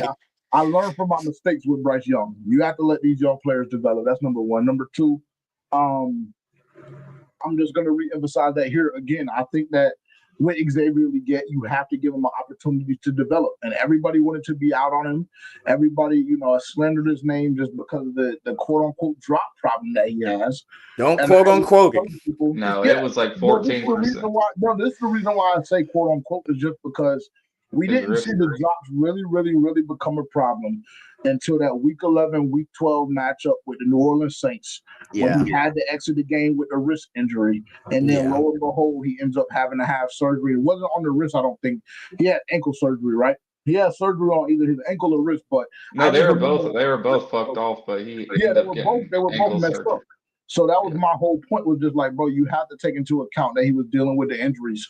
I think that we are going to see a significant jump from him, not only because of the development and the time that, the experience that he has now, but I think that if he's the dog that I believe he is in his heart, I think that he's going to take this Tedderall McMillan pick personal, because y'all traded up to get me. Y'all traded up to get me last year in the first round. Y'all had the expectation of me of being wide receiver one and being the future for this receiving core, and now just a short year later, y'all don't. I never even thought about that. That's a really good point. No matter, that's going to take him to the next level. No matter what happens with the XL, it's going to work out for us with the tech pick, because if he looks at it and then turns up, they think that they're going to replace me, then XL makes the next step like we think he's going to do, then cool, we got Tet and XL. But if, XL ends up falling off and he ain't got that dog in him, then cool. Yeah. We still made the right pick with Tet. Yep. Yeah, I agree. So I don't know. I think that we're in a good position, bro. Like we talked about this, like I said last night on Unnecessary Bluntness. I think we're in a good position. I think yesterday was huge. Yesterday was huge, in my opinion. Yesterday was big. It was major. It was what needed to happen with you going receiver at 8. You had to double dip in the second and third round. To me, there was no question about that. I like the Ransom pick. You let him and Damani battle it out, and we're in a content creator group chat, and somebody just made the comment that this pick should not discourage you from still wholeheartedly pursuing Julian Blackmon. And to be quite frank and transparent, I think that I agree with that statement.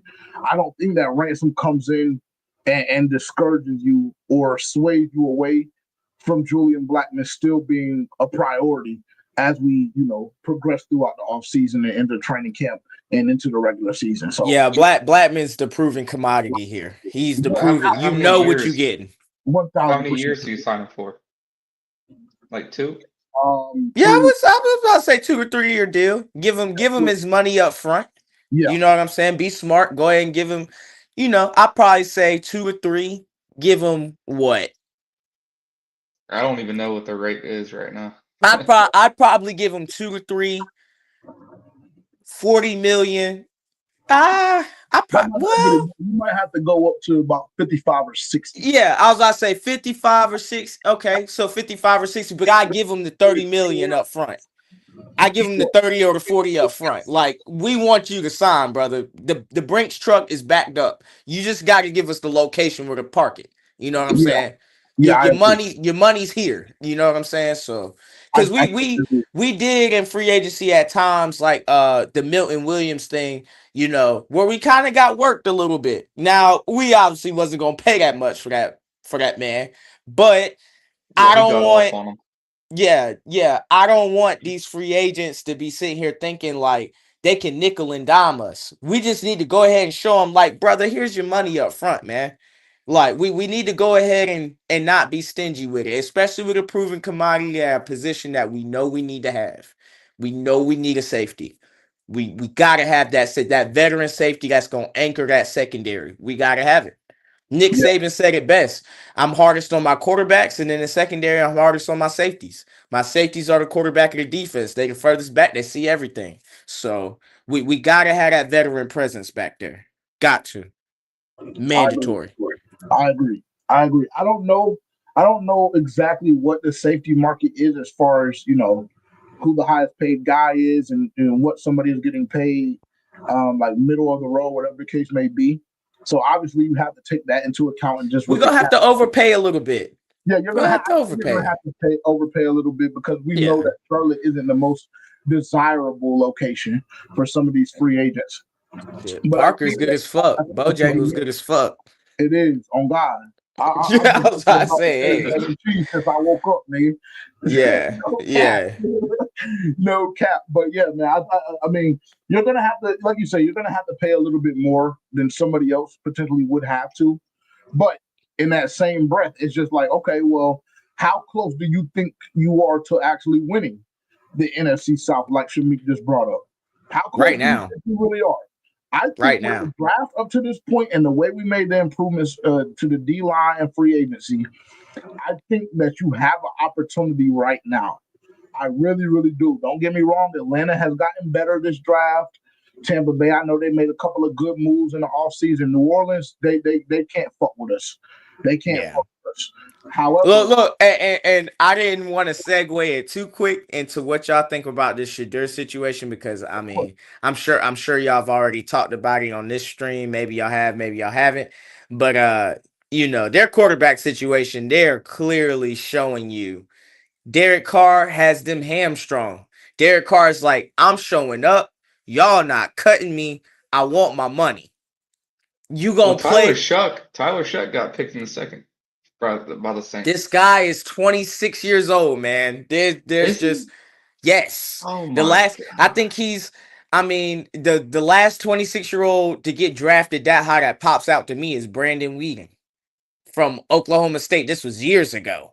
And I'm like, brother, if you're playing in the age and the development process, like obviously you're 26 years old. I hope you would look good against 18-year-olds. Everybody like he Yeah. can spin it. I'm like, this man's been playing college ball since Justin Herbert was in the same quarterback room at Oregon. Like, yes, I hope you can expose this true freshman, you know, this transfer portal guy that's coming into this new system, you know, in a cover two hole spot. I hope you could do that at 26 years old. How much college ball have you seen? So they are obviously not in a good position, like JJ said. I think the Baker Mayfield experiment, I think it's hit its ceiling. The Bucks are going to continue to be competitive, but they got a receiving room full of receivers. You know, the Mike Evans ain't getting no younger. Chris Godwin ain't getting no younger, and he's has so many injuries over the past couple of years. The bright spot on that team is Bucky Irvin, but I don't think it's enough. I think we should be able to overcome that going into the season. And then the Falcons, they still have the Kirk Cousin Michael Penix situation. That's not alleviated. We do not know who's going to be their guy going into next season. Do y'all? I mean, who do you play the money? Because Kirk's got the money, Kirk but has a fucking bag. Kirk has the money, and these owners, they don't look at players, they look at dollar signs. There's no way I have $100 million quarterback sitting on my bench. There's no way. He's got to Michael play. Penix will play. Michael Penix is going to play. You would think, I think so but too. the one thing about Atlanta is even in this draft where they tricked off the that second round pick to the Rams fleeced them. The Rams fleeced them for a guy that would have been there 3 or 4 spots later. I can't even. I'm drawing another blank, but I can't Well, even. JPJ. James I Pierce? think, yeah, he was gonna be there. Yeah. You traded up to go get him. They gave up their first round pick next year as well as a second this year. Damn. That's The a Saints top got Quincy 15 Riley. pick. That's a top 15 pick, man. Damn, the division. Damn, they keep getting our guys. Yeah. Who did they pick? Quincy Riley. Fuck. Well, I don't know. Either way, I feel like we should be able to win the division next year. We should be in the driver's seat. We should find ourselves halfway through the season optimistic instead of pessimistic. We should really find ourselves. I think we should be north of 8 wins next season. I think we should be 8 and up wins, which would be a big jump from 5. And a lot of these games that we lost last season it came down to situational football, and we just didn't have the talent. And sometimes you gotta learn, get forged by fire. But I think this season we should come out on the other side of these 1-score 10-point games. Well, there'll be a lot less 1-score 10-point games because we won't have the worst defense of all time. And if we could just get a middle of the road defense, I'd be so happy with that. If we could just be above a bottom 5 defense. I mean, our defense was so bad. Like, if we could just get above that. But I gotta ask y'all, man, what y'all think about this Shedeur? What y'all think about? What's y'all take on this? I gotta ask y'all. Dylan, you can go first. Well, I've seen people trying to play like the race card, but I mean, I think his attitude, bro. He's so entitled. And the way he talks about his own teammates and stuff. I mean, that's a terrible look. For some reason, I thought teams would look past that and still take him. I did too. But this is insane. I mean, we're going into the 5th round and he's still on the board. I mean, I don't think he's that bad. Like, no, he's not. He's not. But I think it's the locker room thing. JJ, what you feeling? I agree. I agree. I mean, look, we heard the reports, start to come out 2 or 3 months or 2 or 3 weeks ago, just about some of the interviews that he was having with some of these teams and just his approach and his tonality and his attitude in this room and some of these rooms. Someone said it was the worst interview they've ever had with a player. Yeah, there was an NFL executive that said that it was the worst interview that he had ever seen and been a part of at the NFL Combine when talking to a prospect. So that's number one. And number two, and we've had this conversation a couple of different times on For Panthers Fans Only, because Terrence is a big Shedeur guy. He thought he was going to be a. I'm a big Shedeur guy, so this is like. Whew. Well, and this is the thing, because like I said, we've had this discussion, and we can have it here as well.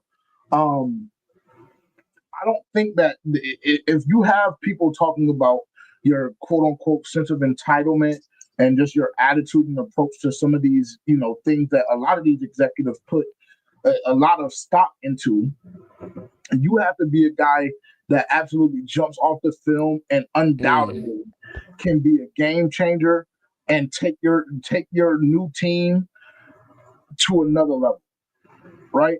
And unfortunately, this is just my personal opinion. And we all know, if you're familiar with the show and if you're on the cast right now, we all know in my past, I haven't been the best evaluator of talent. But for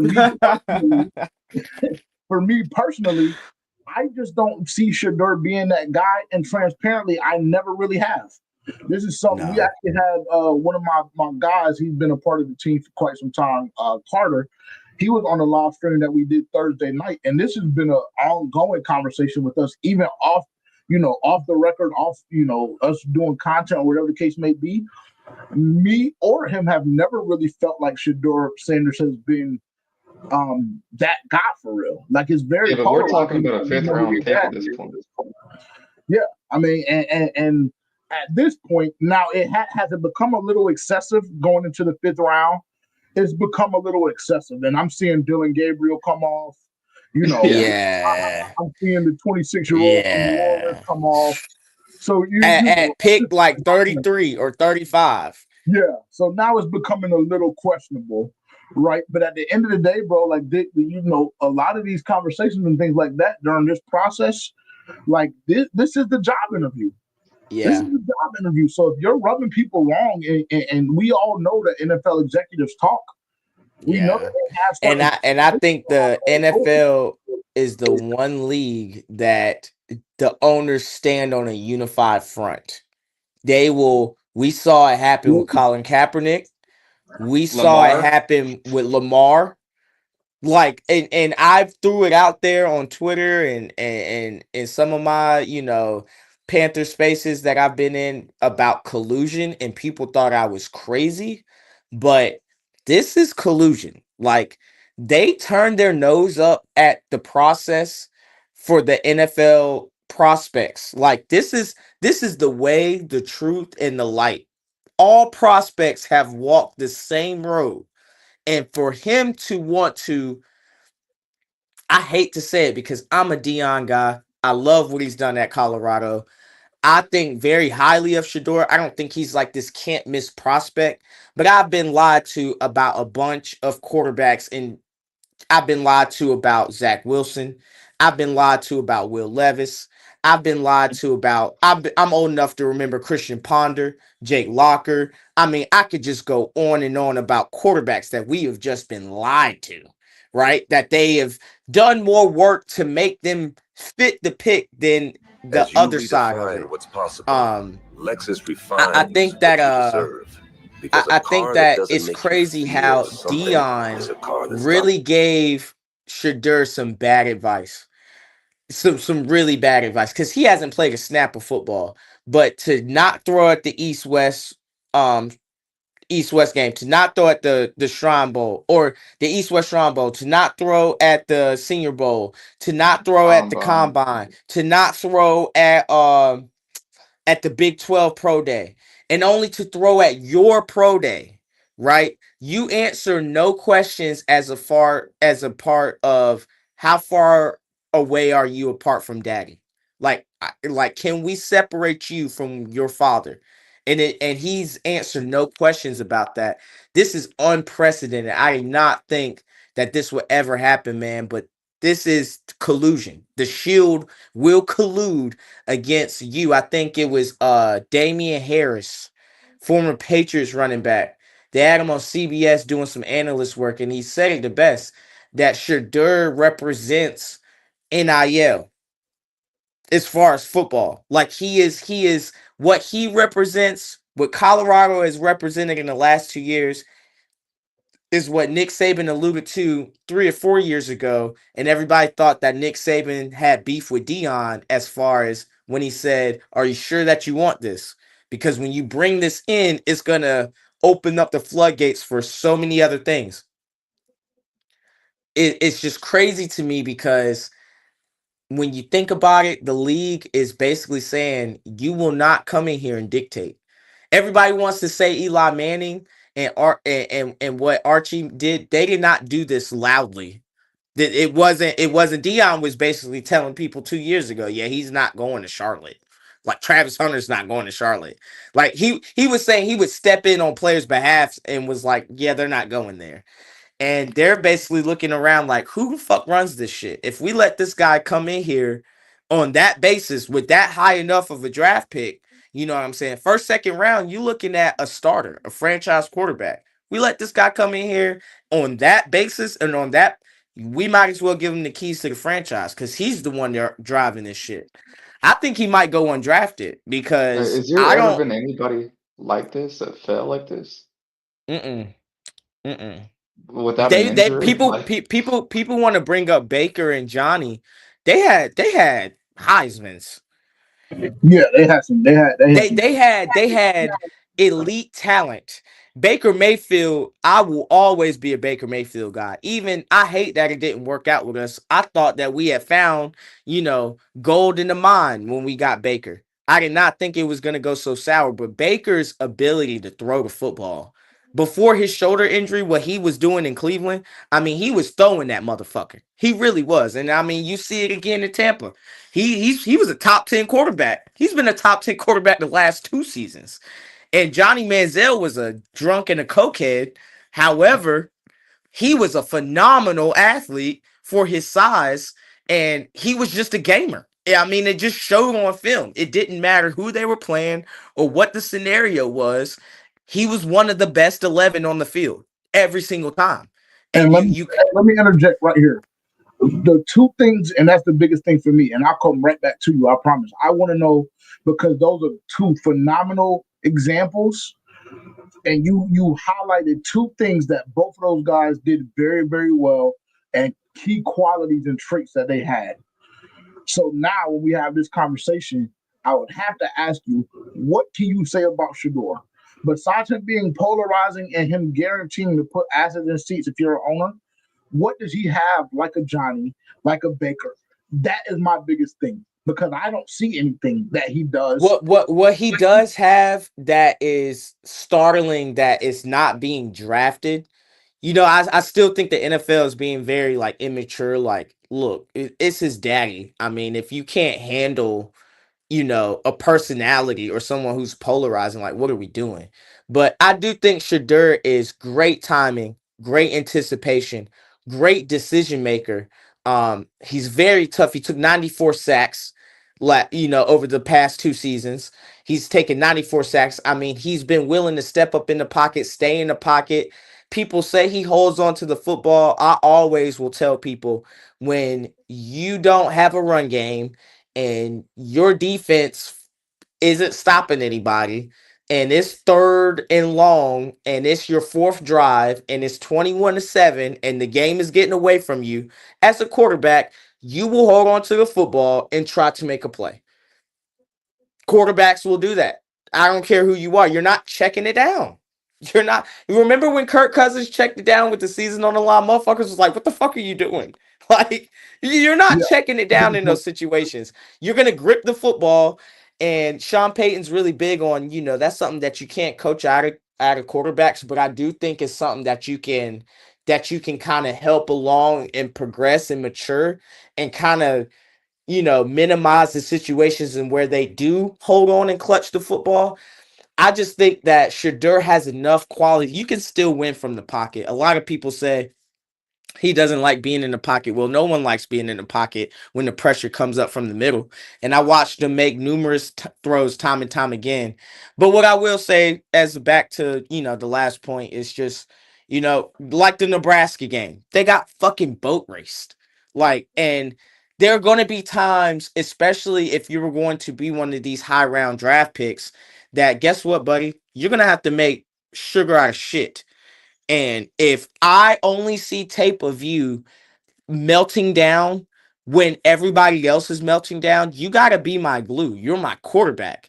So I don't think Shadur did himself any favors there. It was like, when the team was bad, he was bad every time.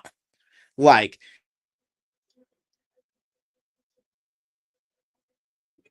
Where did he?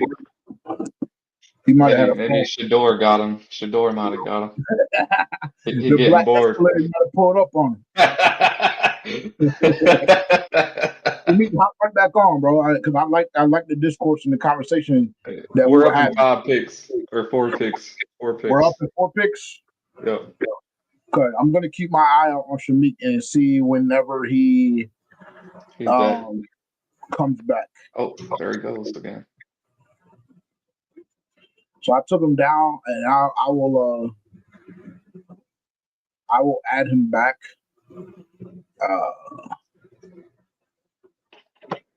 I'll add him back as soon as he comes back. Okay. I don't know what happened. He just left the studio. He left the studio for the time being. So we'll get Shamik back up here as soon as he's good and ready to go. So what are we doing? What are we doing? He was making some good points. What are we doing? So you said we're up in 5 picks? 4. 4? Yeah. I think we go linebacker here. Yeah, hey, Bloody, that's a great point. Swinson, the edge from LSU? Yeah, he's still falling. Do the Carolina Panthers triple dip? No, God, no. I would hate it. I know there will be a lot of fans that would absolutely despise it. Yeah, they'd fry him. I know they would absolutely despise it. We But can't do it, man. I don't hate it. If he's a guy that you feel like is going to be an impact player and is going to be able to change some stuff for you, I don't hate it. I really Kobe don't. Bryant's still there. Kobe This Bryant is where I'm taking Kobe. Fourth round, right? Or this is fifth now. We're about to go into the fifth. Okay, got you. Give me Kobe at 140. So Kobe Bryant would be an option for me here. Kobe Bryant would definitely be an option for me here, for sure. I wouldn't hate a D tackle. For me personally, I'm looking cornerback, linebacker. Yeah, that's what I need to. Linebacker. Chris Paul Jr. is still here, but I think he's got an injury. Yeah, I saw Bloody mention that, or it was either Bloody or Omar mentioned that. It was Bloody.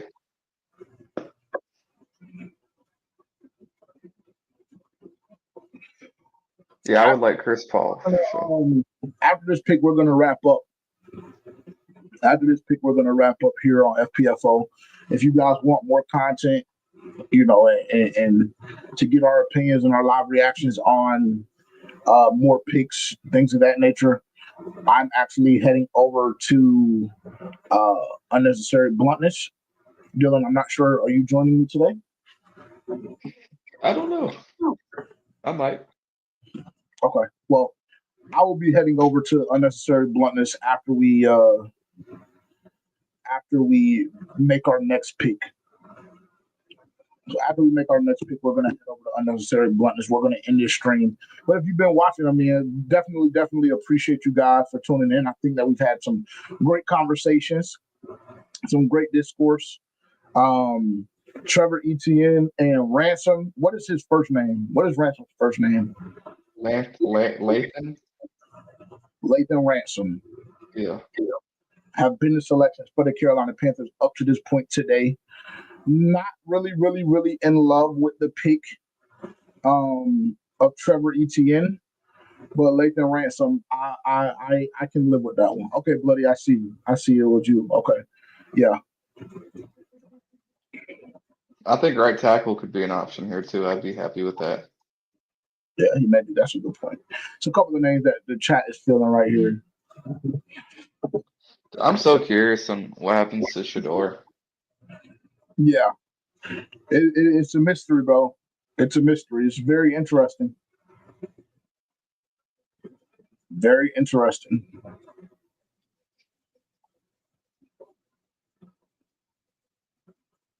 Very interesting.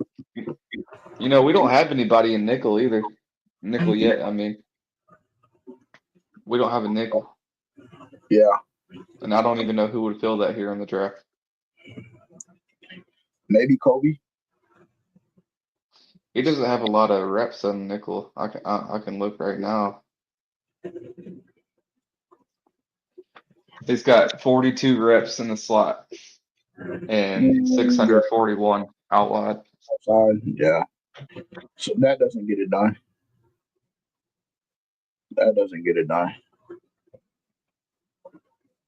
Right now it's just Shaw, dude. Here's a nickel we could get, Sebastian Castro, but I guess I wouldn't be shocked if we got him. Mbo's still there. Logan Brown is here. They're both right tackles. I think linebacker, cornerback. The only linebacker I'm seeing. No, there's a couple actually. There's a couple. We got Jeffrey Baza, Chris Paul Jr., Kobe King, Small Munden. I don't know how to say his name. I'd be cool with him, Munden, and Chris. Kind of wish we had more picks. I mean, I'm good, bro. If we didn't have any more picks, I would, I would still want a cornerback and a linebacker. But if we didn't have any more, bro, honestly, the way that the draft has gone so far, like I'm happy with it. I'm okay with it. I'm okay with it. And for whatever it's worth, there's a potential that I will be buying a Trevor Etienne jersey.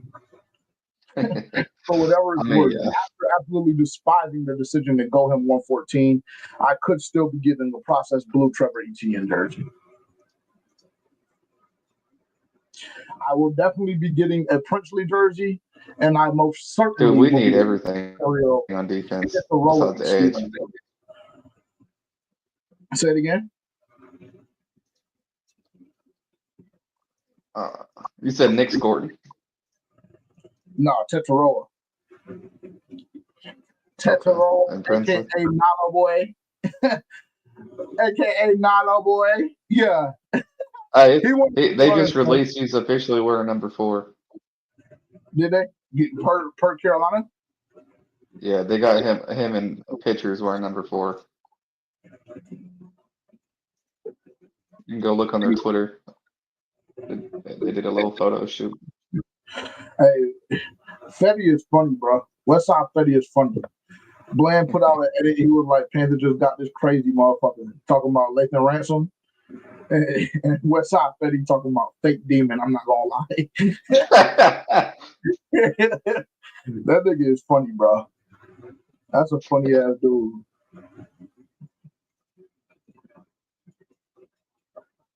That's a funny dude, bro. Yeah, I had to put him in the edit. Ooh, yep, I see it. They dropped it. Yeah, he looked nice in that blue. That processed blue looked crazy, boy. Hard to look bad in it, though. Crazy. The only person I can see that looks bad in it is DJ Johnson. Somehow he looks bad in it. You on DJ, man. He's ass though. You're right. There's a reason for you to be tough on him. But I would still rather have him than Amari Barno on the roster. The only reason why I'm going to agree with that is just simply based on the fact that I haven't seen Amari Barno in a year and a half, like I mentioned earlier. Yeah, he be getting clipped. He does be getting clipped. Do they have the processed blue McMillan yet? They do not. You got to get the Nalo. They do not have the processed blue yet. You'll have to get that custom Nalo. Yeah. Dude, I can't wait to do a Madden franchise with this new roster. Facts. I'm about to do that right after day 3. I'm about to load them up. I'm about to add that tight end too. I think I'm gonna put Nalo on the back of the jersey, bro. Yeah, I think you should. I love number 4. Number 4 and 18 are my numbers. And we got Coker and McMillan rocking them. Hell yeah. Yeah, I'm gonna do that. I'm gonna do the custom processed blue joint, and I'm gonna get a black one. I'm gonna get the black McMillan. Ooh, yeah, I like that. Damn, do you ever get any white ones? Nah, but I think I want a white Princely one though, bro. Oh yeah, I like that. But the thing is, on the back, if you having his African name and not Princely, right? I mean, his last name is Nigerian, Dylan. Yeah, I know. Yeah, on the back. Yeah. I wish it said Princely on the back. Well, get that whole custom. I'm getting the one with the last name though. I'm gonna get the white joint. I can't get something I can't pronounce. Yeah, I mean, I can't pronounce it either, but I know who it is. I know who it is. I don't know what number he's gonna be wearing. He would look good in 2 though, but 2 is Mike Jackson. He wore 1 in college. But obviously, they need to retire that number.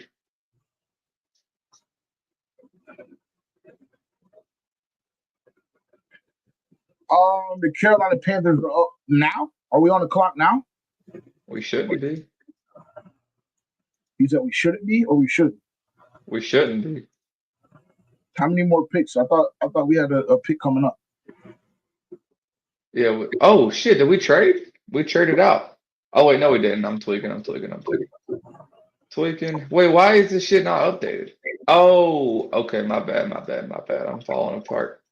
So do we have a pick coming up or no? Yeah, we do. After the Vikings.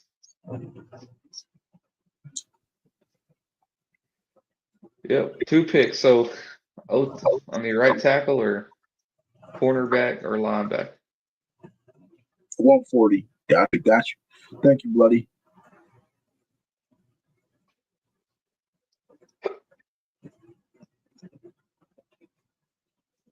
I want to see Xavier Restrepo go to the Titans.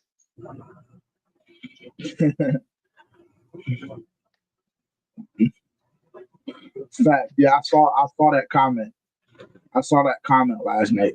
There was a guy that said he likes Nalo, and Bloody just said it too. He said he likes Nalo, but it's too close to Nola.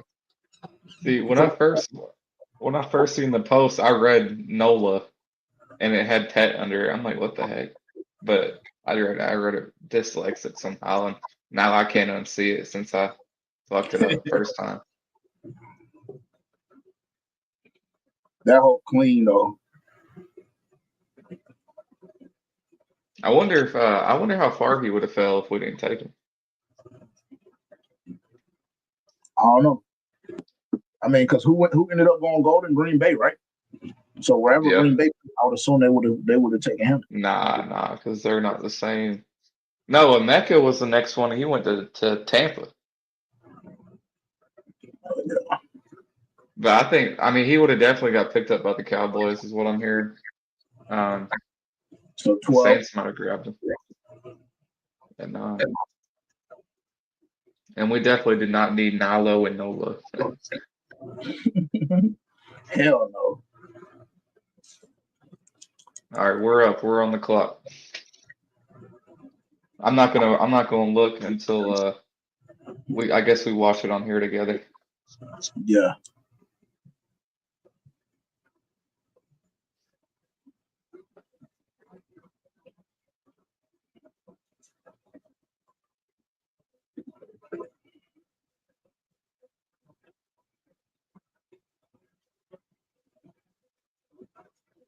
Have you been paying attention to the anybody else's drafts?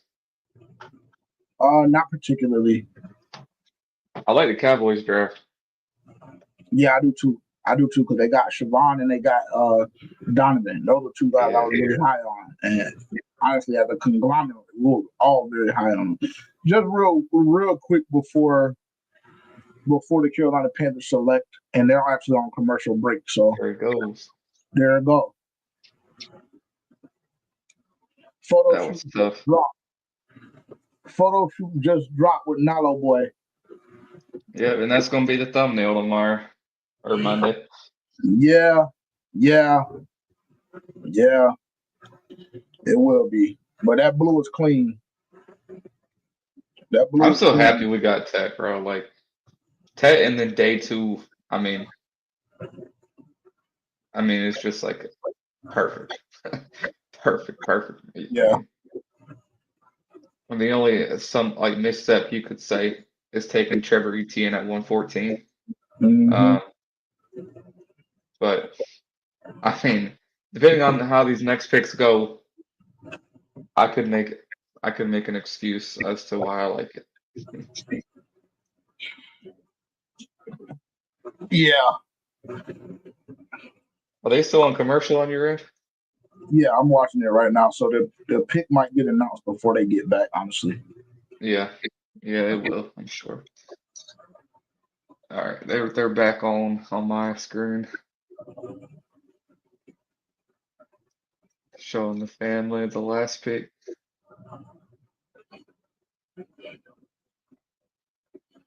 Seahawks are trading quarterback Sam Howell to the Vikings, per source.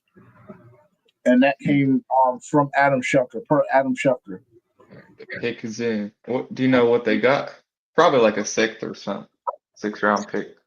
I don't know. I'm seeing Baltimore. On my end. Baltimore.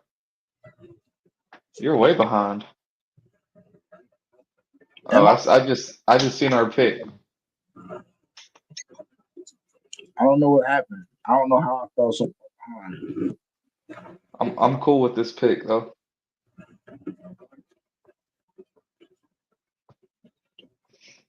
Cam Jackson, D tackle. Yeah. Big boy, 6'6", 330. We brought him in on a 30 visit.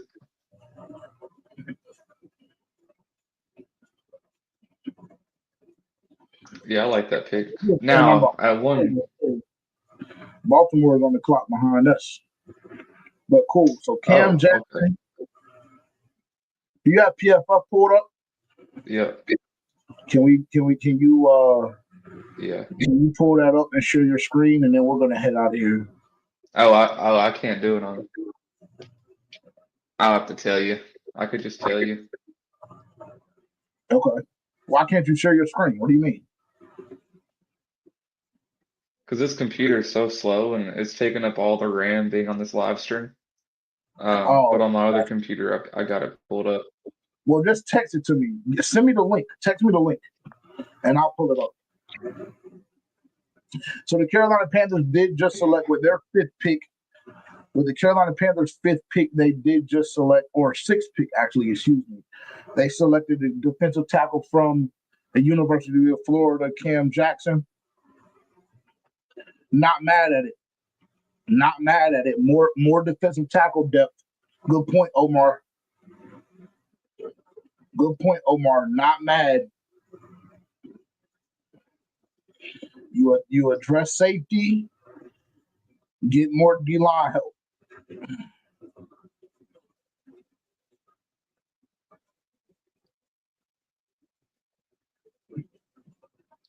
Did you send it?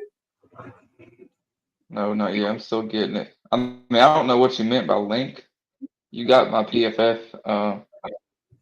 Yeah, I got your info. Well, maybe we'll just discuss I'm gonna it send you the screenshot. So. Okay. All right, that works. That works.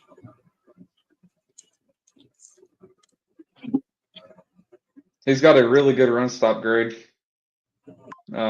He's not much of a pass rusher. Oh my God, he's 340.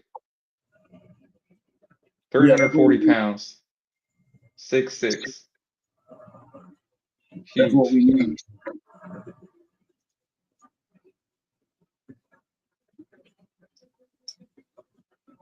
So he's gonna play behind Bobby Brown. And that would take Shad Tuttle off. Shad Tuttle will be off the depth chart. Yep, and that's exactly what Doug just spoke about when he was up here with us.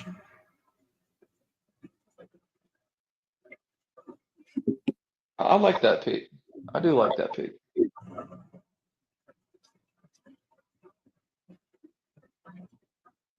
I don't know if I'm going to be able to pull this up. I sent it to you. Okay, yeah, I know, but I mean, I'm not about to pull up my your email. Yeah. No, not my email. I'm not about to pull up my text messages. Did you email them to me? No. Oh, okay. Yeah. Oh, wait, no. I think I got it. Okay, I think I got it.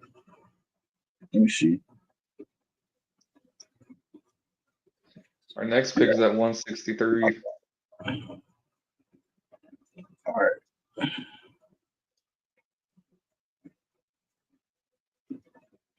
We're about to go in the matrix for a second, folks. Just bear with us.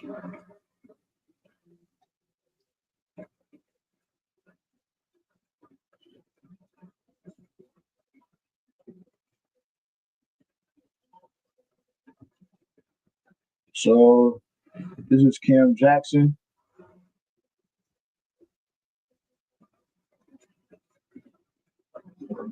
This is the percentage. What is this? The snap breakdown. Yeah. Run defense grade of an 80.9 per PFF. 63.2 pass rush grade, so not the best pass rusher. People aren't going to be running the ball on us anymore. Nah. Hello?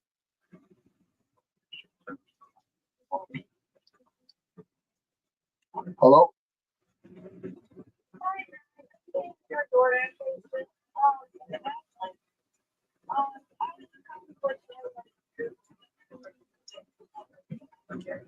Okay, that's fine. You can just leave it by the door. Yeah. Thank you so much. It's the one on the end. You'll be able to see it. Yep. He done got a DoorDash. Thank you so much. Not your food is here. Oh God, yeah. I need that, bro. Nigga, I'm dying, bro. Like I was literally in bed like last night, so exhausted, bro. Like it's a lot, bro. Creating content and like being on stream for so long, it'd be a lot. But cool. I like the run defense grade. I think that this is indicative on, or this indicates rather, that Shot Tuttle is probably chopped, like we've discussed a couple of times. Let me see. Here's the overall grade for 24, 23, and 22. So, I mean, we saw a tad bit of a step back in 2023, but then he jumped up significantly per PFF in 2024. So that's a good thing. Has stayed relatively healthy all throughout his career.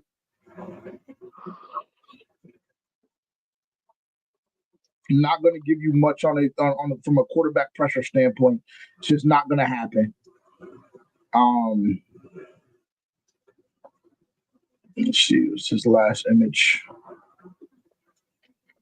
Oh yeah, the Seahawks got Jalen Milroe. Forgot about that.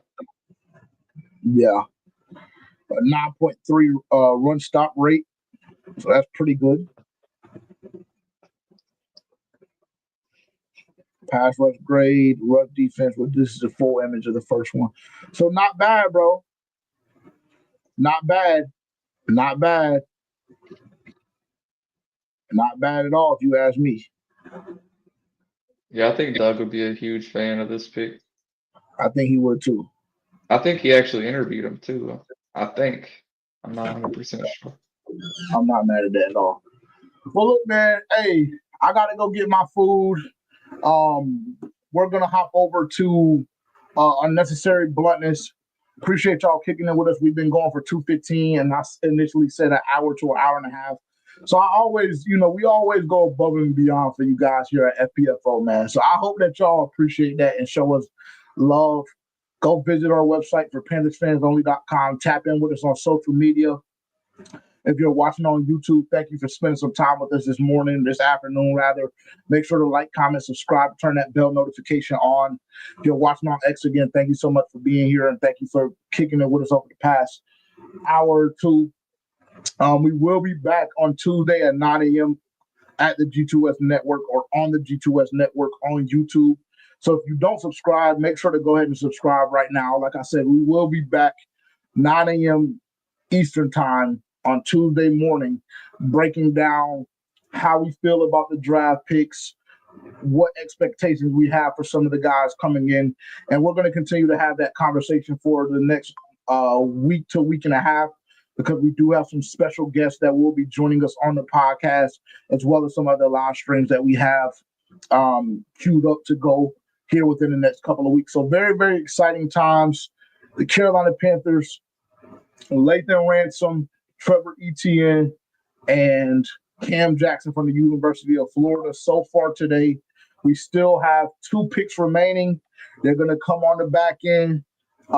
So yeah, exciting times, man. Exciting times again. Like I said, make sure to tune in and tap in this Tuesday, because we will have a deeper, darker conversation about the draft class and just how we're feeling going forward. For sure. Dylan, you got anything to say, brother?